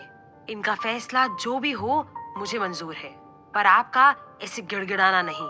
रमेश जी उनके जोड़े हुए हाथों को पकड़ते हुए बोले, भाई साहब आप चिंता मत कीजिए। उमा आदित्य को देखकर घबरा गई थी, इसलिए उसने ये सब बोला, बाकी ऐसी कोई बात नहीं है। ये सुन उमा ने उनसे कहा, आप ये क्या? उन्हें बीच में ही टोकते हुए रमेश जी ने धीरे से कहा, उमा प्लीज बेइज्जती मत करवाओ। ये सुन वो चुप हो गई और वो आदित्य के पास जाकर बोले, अब ठीक लग रहा है बेटा? हाँ डैड, बिल्कुल। आदित्य ने मुस्कुराते हुए जवाब दिया। रमेश जी आदित्य को खुश देखकर बोले, तो ठीक है, शादी की रस्में शुरू करते हैं। ये सुन आरती ने राहत की सांस ली। नहीं तो उसने सोच लिया था कि उमा के कहर से उसके बड़े घर में जाने के सारे सपने ढेर हो जाएंगे। आखिर वो घड़ी आ ही गई जिसका मिली और आदित्य को कब से इंतजार था। फेरों की रस्म शुरू हुई और दोनों ने एक दूसरे का हाथ अपने हाथों में लेकर फेरे लिए और साथ में सातों वचन की कस्में खाई। फिर आदि ने मिली की मांग में सिंदूर भरा और उसे मंगलसूत्र पहनाया। शादी संपन्न हुई। दोनों ने सभी बड़ों का आशीर्वाद लिया। शादी के बाद जब विदाई का वक्त आया तो मिली की आंखों में आंसू भर आए थे। उसे देख आरती सोचने लगी, दीदी ने तो बचपन से टंकी लगाई हुई है आंखों में, मैं कैसे रोऊं? ये तो प्लान ही नहीं किया। लहंगा, ज्वेलरी, एंट्री सबकी प्लानिंग की, पर विदाई पर रोना, ये तो रह ही गया। दीदी से ही इंस्पिरेशन लेनी पड़ेगी। आरती ने मायूस सी शक्ल बनाई और रोने की कोशिश करने लगी। मिली ने रोते हुए बाबा को गले लगाया और बोली, नाश्ता करके सबसे पहले बीपी की गोली खानी है रोज, भूलिएगा मत, और रात को दूध में हल्दी डालकर ही पीजिएगा। ऐसा ना हो कि मैं नहीं हूं तो दूध ऐसे ही पी लिया। ये सुन विनोद जी को हंसी भी आ रही थी और रोना भी। उन्होंने मिली से कहा, इतनी बड़ी हो गई है तू, अब अपने बाबा को सिखाएगी?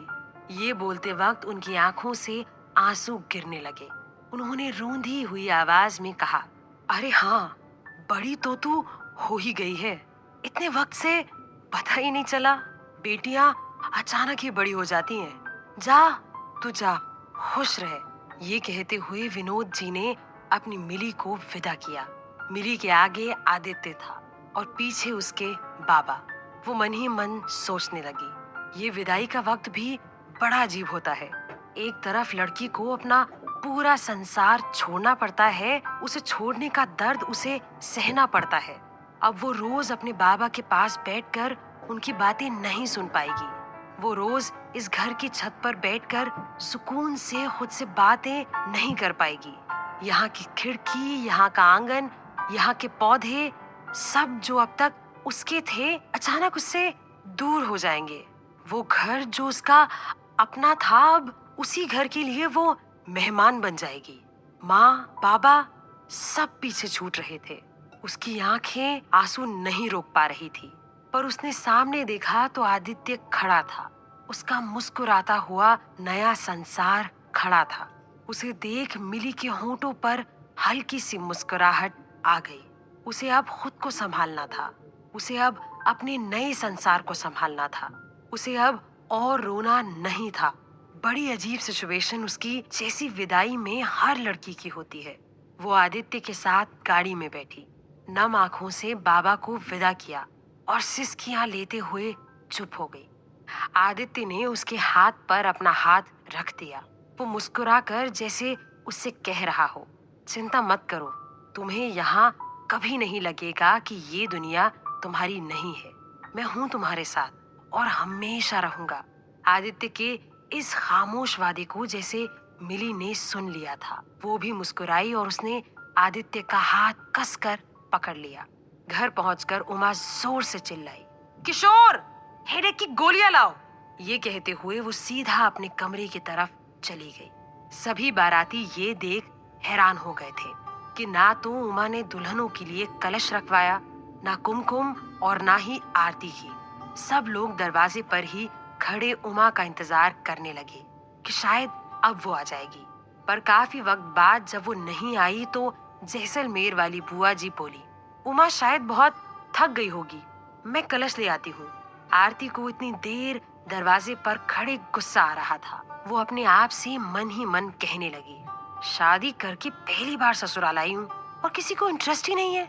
पिछले आधे घंटे से गेट पर खड़ा कर रखा है। ऐसे कौन करता है नई दुल्हन के साथ? सोचा था अग्रवाल खानदान तो बड़ा अमीर है, बहुत ग्रैंड तरीके से वेलकम होगा, पर यहाँ तो लग रहा है जैसे राठी स्वीट्स के टोकन की लाइन में खड़ी हूँ। ये सब मेरी दीदी की वजह से हो रहा है। उसकी कुंडली में दोष है तो मैं क्या करूँ? मेरा तो वेलकम अच्छे से होना चाहिए। इतने में बुआ जी चावल भरे कलश लाई और उनके सामने रख दिए। फिर कुमकुम की 2 थालियां भी रख दी और बोली, तुम दोनों इस कलश को अपने दाएं पांव से मारो और फिर कुमकुम की थाली में पांव रखकर अंदर आओ। ये सब देख आदित्य ने पूछा, बुआ जी, मॉम कहाँ है? बुआ जी हड़बड़ाते हुए बोली, उमा आती ही होगी, बुआ को भी कुछ करने दो। सब समझ रहे थे कि उमा जानबूझकर बाहर नहीं आ रही थी। उनका गुस्सा उनके चेहरे पर सबने देखा था। आदित्य उनसे बोला, हाँ बुआ जी, क्यों नहीं। उसने आरती की तरफ देखा और उसे आगे बढ़ने का इशारा किया। मिली और आरती दोनों ने कलश गिराकर एक साथ अग्रवाल हाउस में कदम रखा। बुआ जी ने दोनों की आरती की और बोली, चलो अब बाकी की रस्में पूरी करते हैं। तभी किसी रिश्तेदार ने कहा, उमा जी अब तक नहीं आई? आरती तो सास ही करती है ना। सब रिश्तेदारों के बीच फुसफुसाहट शुरू हो गई। सब यही सोचने लगे थे कि जब घर वाले खुद ही रस्मों में शामिल नहीं हो रहे तो हम भी अपना वक्त क्यों बर्बाद करें। धीरे धीरे करके सब रिश्तेदार जाने लगे। आरती को बेइज्जती महसूस हो रही थी। उसने तो कुछ किया भी नहीं था। ये सोचते हुए उसने अपने मन में ही कहा, उसका पति थोड़ी बेहोश हुआ था जो सब उससे नाराज हो रहे थे। हमेशा मिली दीदी ने सबको पल्लू से बांध कर रखा। बचपन में भी सब मिली मिली करते थे, फिर बड़े होकर भी बाबा मिली मिली ही करते थे। मैंने सोचा था जब मैं ससुराल जाऊंगी तब मेरी अलग ही पहचान होगी, पर नहीं, मिली दीदी यहाँ भी आ गई मुझसे मेरी पहचान छीनने। यहाँ पर भी सब मिली ये मिली वो कर रहे हैं। इस बार ये फर्क है कि दीदी की बढ़ाई नहीं हो रही। सब उस पर शक कर रहे हैं कि कहीं उसकी कुंडली अशुभ तो नहीं। पर जैसे भी हो, दीदी हमेशा लाइमलाइट ले ही जाती है। लेकिन यहाँ एक और फर्क था। यहाँ वो उसकी छोटी बहन नहीं थी, जेठानी थी। यहाँ वो ओहदे में बड़ी थी। आज नहीं तो कल उसका टाइम आएगा। वो अपने आप को इस तरह से समझाकर इस सिचुएशन में खुद को एडजस्ट कर रही थी। सभी मेहमान जा चुके थे, अब सिर्फ घर के लोग ही वहां थे। बुआ जी ने 2 थाली बाहर रखवाई और बोली, इन दोनों थाल में तुम दोनों जोड़ों के लिए अंगूठियां छुपा कर रखी हैं। 3 चांसेस मिलेंगे तुमको। जिसने ज्यादा बार अंगूठी ढूंढी जीवन भर उसका पलड़ा ही बारी रहेगा। ये सुन आदित्य एक्साइटेड होकर बोला, आई एम रेडी बुआ जी। तभी अतुल चुपचाप अपने कमरे की तरफ जाने लगा। उसे पीछे से आदित्य ने टोकते हुए कहा, भाई अभी से हार मान ली? कहाँ जा रहे हो? मुझे इन सब गेम्स में इंटरेस्ट नहीं है, तुम लोग खेलो। ये कहते हुए वो वहां से चला गया और आरती से भी उसने न बात की न कुछ पूछा, बस चुपचाप चला गया। मिली ने आरती की तरफ देखा। उसकी आंखों में गुस्सा साफ दिख रहा था। अब तक वो जैसे तैसे अपने मन को बहलाकर सिचुएशन से एडजस्ट कर रही थी, लेकिन अब अतुल ही चला गया था, उसे कुछ भी कहे बिना और कुछ भी पूछे बिना। तो अब वो क्या करे? उसे समझ नहीं आ रहा था कि वो उसे क्यों इम्पोर्टेंस नहीं दे रहा था। उसने उससे पूछना तक जरूरी नहीं समझा कि उसे क्या करना है।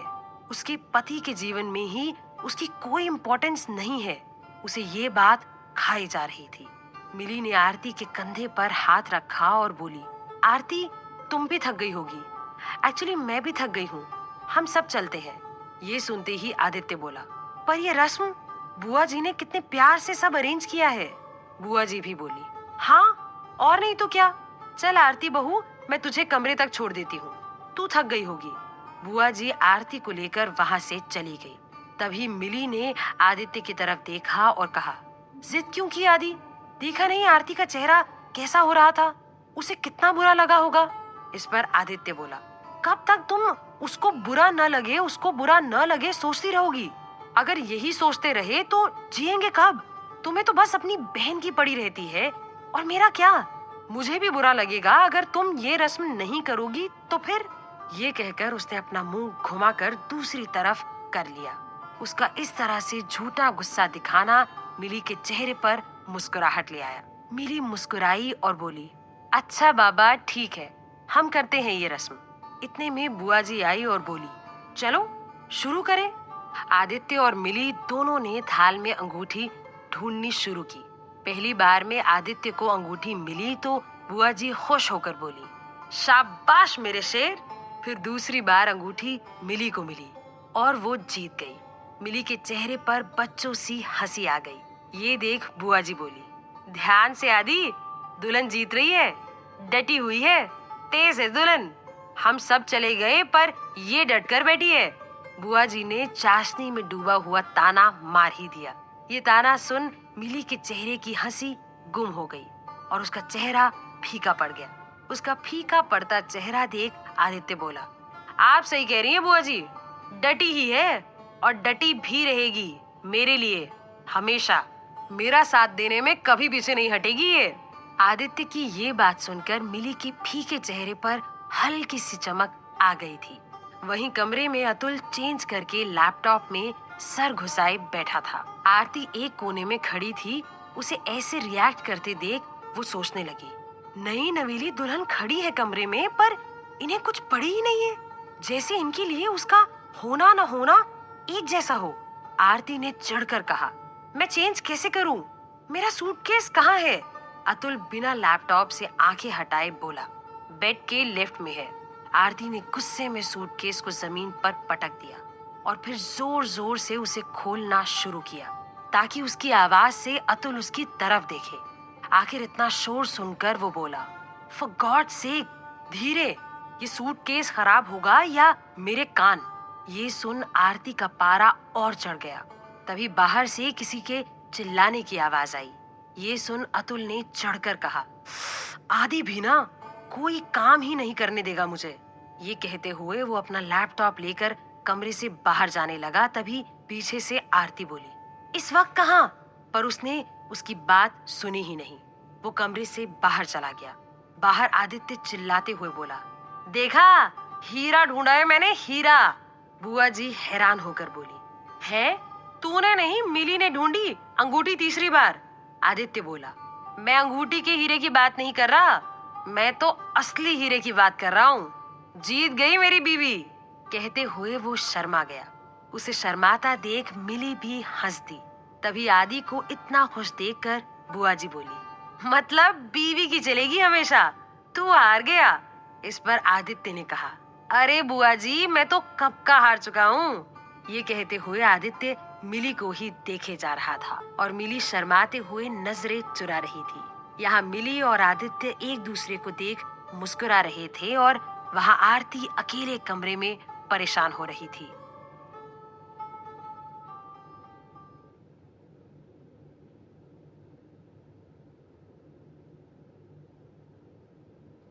मिली को बुआ जी उसके कमरे में लेकर गईं। कमरा रोजेस और जैस्मिन के फूलों से सजा हुआ था। हर कोने में रोज प्लांट्स रखे हुए थे। उन्हें देख मिली को हैरानी हुई। इतने सारे पौधे, वो भी कमरे के अंदर। तभी बुआ जी बोली, आदि बाहर किसी से फोन पर बात कर रहा है, अभी आ जाएगा, तू बैठ, मैं जाती हूँ।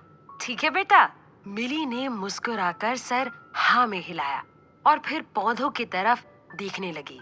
तो बुआ जी बोली, अरे वो आदि है, मस्खरा। इसमें भी कोई मजाक छुपा होगा उसका। देख ले अब तू, तुझे ही ठीक करना है उसे। कहते हुए वो वहां से चली गई। मिली आसपास देखकर खुद से बोली, इतने सारे गुलाब के पौधे। तभी पीछे से आदि कमरे में आया और बोला, अभी तो कम है, मैंने और भी बोले थे, पर वो जुगाड़ नहीं हो पाया। लास्ट मोमेंट तक फोन करता रहा नर्सरी वालों को, पर बात नहीं बनी। मिली उसे देख हंसते हुए बोली, ये कम है, इतने सारे तो हैं, पर ये है क्यों यहाँ? अरे तुम्हें गुलाब के पौधे पसंद हैं, तो मैंने सोचा तुम्हें सरप्राइज दूंगा कमरे में इतने सारे पौधे रखकर। मुझे हार्ट शेप बनाना था पौधों का, पर इतने पौधे मिल ही नहीं पाए। आदित्य ने उदास होकर कहा। तो मिली मुस्कुराते हुए बोली, मुझे गुलाब के पौधे पसंद हैं, पर मुझे ये तब और भी ज्यादा पसंद आएगा जब वो अच्छे से खिले। उन्हें धूप मिले जो यहाँ कमरे में उन्हें नहीं मिलेगी। ये जरूरी नहीं कि वो हमेशा मेरे पास रहें, पर वो अच्छे से खिले, यही चाहिए। ये सुन आदित्य मुस्कुराता हुआ बोला, हाँ माते, पर मैं भी कौन सा इनको यहीं रखने वाला था। मैं कल ये पौधे बाहर रखता ही। ये यहाँ सिर्फ आज तुम्हें सरप्राइज देने के लिए है, और तुम मुझे जितना बेवकूफ समझती हो ना, मैं उतना बेवकूफ हूँ नहीं। मिली मुस्कुराई और फिर कहा, अच्छा तो मुझे इनका हार्ट शेप क्यों दे रहे थे? मुझे इनका दिल नहीं चाहिए। आदित्य ने सोचने की एक्टिंग की और फिर बेड पर बैठ गया। वो कुछ सोचकर बोला, तो फिर तुम्हें किसका दिल चाहिए? आदित्य की मासूम सी बनाई हुई शक्ल के पीछे की शरारत मिली जानती थी, पर वो जवाब नहीं दे पाई, बस नजरें झुकाकर खड़ी रही। ये देख आदित्य ने अपना हाथ आगे किया और मिली ने उसे थाम लिया। मिली का हाथ पकड़कर आदित्य ने उसे बेड पर बिठाया और बोला, बहुत खूबसूरत लग रही हो तुम। ये सुन मिली के गाल लाल हो गए। वो शर्म की वजह से आंखें ऊपर कर ही नहीं पा रही थी। आदित्य उसका हाथ अपने हाथों में लेते हुए बोला, मुझे यकीन नहीं हो रहा, वाकई में हमारी शादी हो गई। अब तुम हमेशा मेरे साथ रहोगी। थैंक यू मुझे चुनने के लिए। ये सुनकर मिली की आंखों में आंसू आ गए।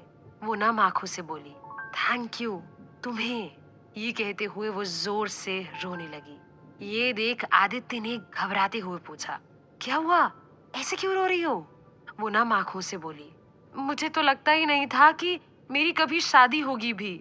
कुंडली की दोष की वजह से मैंने कभी उम्मीद रखी ही नहीं, और 3 साल तो बहुत लंबा वक्त होता है, पर तब तक तो मेरी इतनी उम्र हो जाती, पता नहीं। पर फिर तुम आए आदित्य और सब ठीक हो गया, पर अब भी कभी कभी डर लगता है। ये सुन आदित्य ने उसका हाथ कसकर पकड़ लिया और हैरानी से पूछा, किस बात का डर? मिली बोली, इस बात का डर कि कहीं तुम्हें कुछ हो न जाए, कहीं मेरी कुंडली अब भी। नहीं, मुझे ऐसा नहीं सोचना चाहिए, पर तुम जब बेहोश हुए थे मंडप में, मेरे मन में बहुत बुरे ख्याल आ रहे थे। ऐसा लग रहा था इस सब की वजह मैं ही हूँ।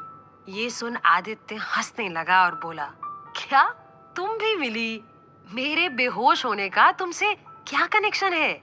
तुम भी फिजूल की बातों पर ध्यान देती हो। कुछ नहीं होता कुंडली वुंडली। उसके ये कहने पर उसने घबराते हुए कहा, पर था तो सही मेरी कुंडली में ऐसा। तुम्हें कुछ होगा थोड़ी, है ना? तुमने दिखाया था ना। मिली के सवाल का जवाब आदित्य को समझ नहीं आ रहा था। वो कैसे दे? कुंडली वगैरह में वो बिल्कुल विश्वास नहीं करता था, लेकिन कुंडली में धांधली तो उसने की थी। उसे मन में ये भी लग रहा था कि उसे कम से कम मिली को तो बताना चाहिए कि उसने क्या किया था। वो उससे झूठ नहीं बोलना चाहता था। उसने सोच रखा था कि शादी के बाद वो उसे सब बता देगा, पर कैसे, वो ही उसे समझ नहीं आ रहा था। वो इस सोच में ही था कि मिली उससे बोली, आई एम सॉरी, तुम्हें बुरा लगा?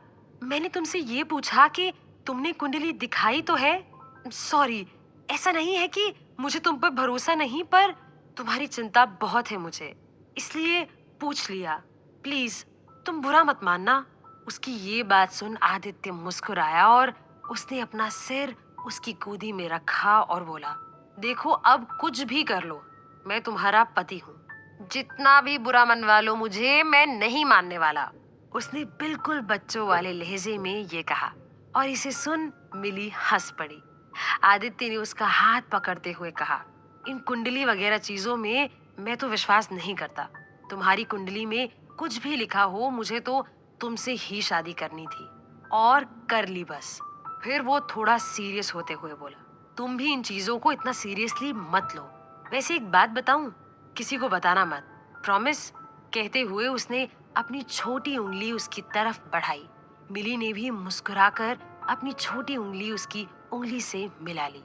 आदित्य बोला, ये भी प्रॉमिस करो कि तुम मुझे डांटोगी नहीं। मिली ने हैरान होकर कहा, मैं तुम्हें डांटूंगी क्यों? आदित्य हिचकिचाते हुए बोला, इसलिए क्योंकि मैंने तुम्हारी कुंडली अपनी मर्जी से बनवा ली थी ताकि हमारी शादी हो जाए। ये सुनते ही मिली चिल्ला पड़ी, क्या?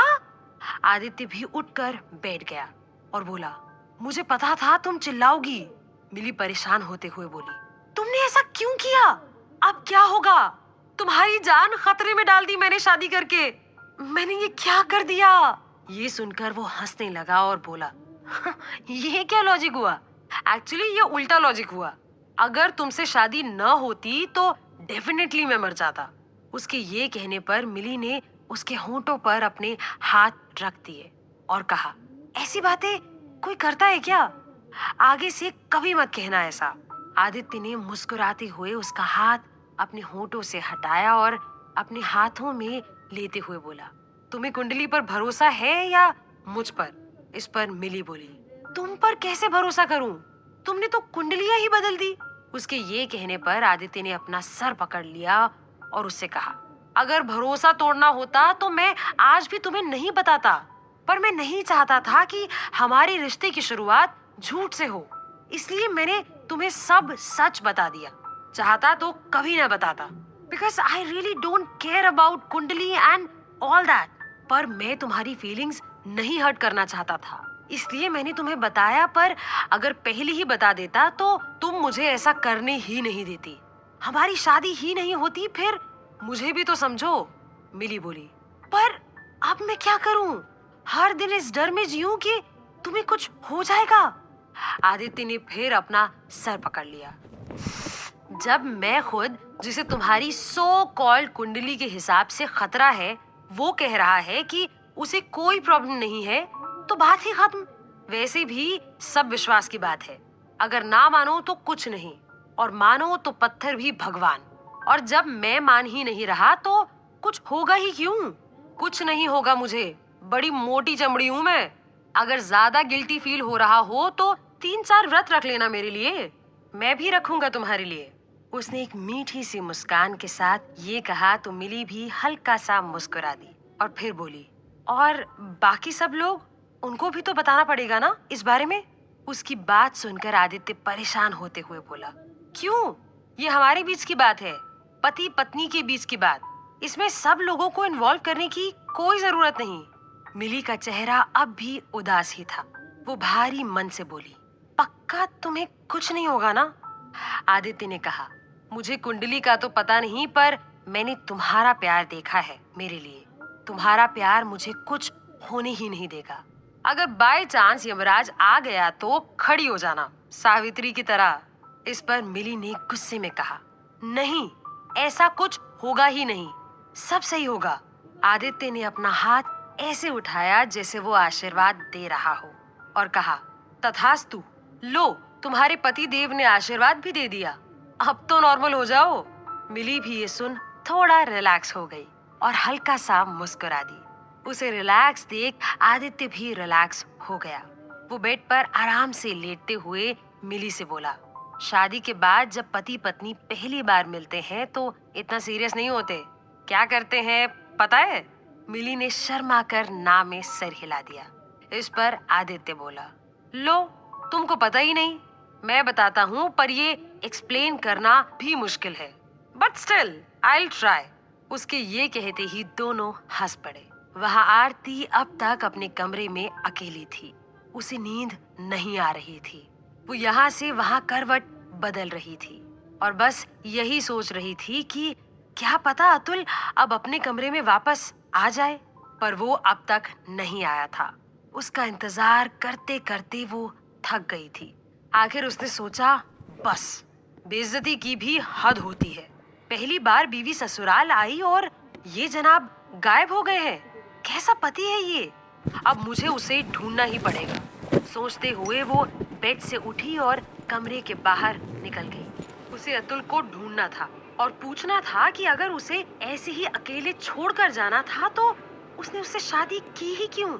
आंगन से गुजरते हुए वो मिली और आदित्य के कमरे की तरफ से निकली तो अंदर से दोनों की हंसने की आवाज सुनकर और चिढ़ गई और खुद से बोली, सही है बेटा, सीधी सीधी बनकर छोटे वाले बेटे को फंसा दिया। पर कोई बात नहीं, है तो आखिर देवरानी ही ना, मुझसे ओहदे में ऊपर आ नहीं पाएगी। ये कहते हुए वो आगे बढ़ी, पर उसे अतुल नहीं दिखा। वो खुद से ही बड़बड़ाते हुए चल रही थी। पता नहीं था मुझे कि शादी की पहली रात को 2 बजे भूतों की तरह घर में अपने पति को ढूंढने के लिए इधर उधर घूमना पड़ेगा। हद हो गई। वो अतुल को ढूंढते ढूंढते छत पर पहुंची तो वहां उसे अतुल मिला। वो वहां झूले में सो रहा था और उसकी गोद में उसका लैपटॉप था। उसे ऐसे सोते देख वो बोली, ये लो, यहाँ पड़े हुए हैं जनाब। कांटे लगे हैं क्या मुझ में, जो रूम में लैपटॉप पर काम नहीं कर सकते थे? ये कौन सा जरूरी काम है जो इस वक्त ही करना है? खैर ठीक है, अभी ये मुझे जानते ही नहीं है। अभी मैंने कोई गेम शुरू ही नहीं किया है। धीरे धीरे मैं इसे अपने वश में कर ही लूंगी। सुबह होते ही अतुल की आंखों पर तेज धूप पड़ने की वजह से वो जल्दी उठ गया। वो अभी आंखें ही मीच रहा था कि उसने सामने कुर्सी पर सोती हुई आरती को देखा तो उसे वहां वो देख हैरान हो गया। उसने देखा कि कल रात जो लैपटॉप उसने अपनी गोद में रखा था वो सामने टेबल पर पड़ा था और उसने चादर ओढ़ी हुई थी। उसने सोचा कि वो तो कोई चादर लेकर ही नहीं आया था। फिर उसने आरती को देखा और सोचा ये आरती ही लाई होगी। तभी आरती की गर्दन नींद में झुकी और उसकी नींद खुल गई। उसने सामने अतुल को जागते हुए देखा। वो उसे देख बड़े मासूम तरीके से बोली, आप उठ गए, चाय पियेंगे? अतुल ने उसे देखा और फिर बोला, नहीं, मैं चाय नहीं पीता। इस पर आरती ने पूछा, तो कॉफी? आरती की बात पूरी भी नहीं हुई थी कि वो वहां से उठकर जाने लगा। आरती ने गुस्से में अपना हाथ झटका और खुद से बोली, पता नहीं कौन से पिक्चर का हीरो समझता है अपने आप को, इतना भाव खाता है। पर खाने दे आरती, अभी इसे भाव, अभी इसे समझना बाकी है। एक बार ये लड़का समझ में तो आए, फिर आगे पता चले कि कैसे इसे अपनी मुट्ठी में करना है। पर है तो कुछ पहेली ये लड़का, धीरे धीरे सारे राज खुल जाएंगे। ये कहते हुए वह वहां से उठी और छत से नीचे की ओर जाने लगी। ड्राइंग रूम में चाय पीती उमा उन दोनों को इतनी सुबह छत से आते देख हैरान हो गई और उन्होंने अतुल से पूछा, क्या हुआ बेटा, इतनी सुबह छत पर क्यों? नथिंग मॉम, कहते हुए वो अपने कमरे की तरफ चला गया। तभी आरती आगे आकर बोली, एक्चुअली मॉम, अतुल मुझे अपने घर का फेवरेट कोना दिखाना चाहते थे। तो वो मुझे छत पर ले गए। वहाँ घंटों झूले पर अकेले बैठना उन्हें पसंद है। मुझे भी वहाँ सुकून सा लगा। उमा को आरती की बात थोड़ी अजीब लगी। वो उससे बोली, ठीक है, अगर तुम दोनों को सुकून मिल गया हो तो अब आराम से रेडी भी हो जाओ और बहू की पहली बार रसोई में जाने की रस्म भी पूरी कर लो। तभी आदित्य और मिली अपने कमरे से बाहर आए। दोनों बिल्कुल नहा धोकर रेडी थे। मिली ने आगे आकर उमा के पांव छुए तो उमा बोली, प्लीज इतना ज्यादा करने की जरूरत नहीं है। ये पांव छूना एंड ऑल दैट रोज नहीं करना, प्लीज। ये सुन आरती ने अपनी हंसी दबा दी और मिली का चेहरा उतर गया। तभी आदित्य बोला, वाह मिली, कितनी लकी हो तुम, कहीं मिलेगी ऐसी मॉडर्न सास तुमको। ये सुन मिली ने भी फीकी मुस्कुराहट दे दी। फिर उसने उमा से पूछा, आपकी तबीयत कैसी है अब? कल आप जल्दी सो गई थी, अब ठीक है ना? इसका जवाब देते हुए उमा बोली, हाँ बेटा, अब ठीक लगे या ना लगे निभाना तो पड़ेगा। चलो आज पहली बार रसोई बनाने की रस्म भी निभा देते हैं। अब मैं भी रेडी हो जाती हूँ और आरती तुम भी जाकर रेडी हो जाओ। कहते हुए वो उठी और अपने कमरे की तरफ बढ़ गई। आरती ने तीखी नजरों से मिली की तरफ देखा और मन में सोचा, आप ठीक तो है ना? बड़ी आई चापलूस। मुझे क्यों नहीं आया ये दिमाग में? मैं पूछ लेती पहले। पर दीदी तो हर काम में फर्स्ट है ना। इतनी सुबह सुबह तैयार हो गई, टीवी सीरियल की बहू की तरह पाँव भी छूने आ गई। छोड़ती नहीं है कोई कसर दीदी। कोई नहीं, अब मेरी बारी है। मैं देखती हूँ इस रस्म में किसकी रसोई ज्यादा अच्छी बनती है।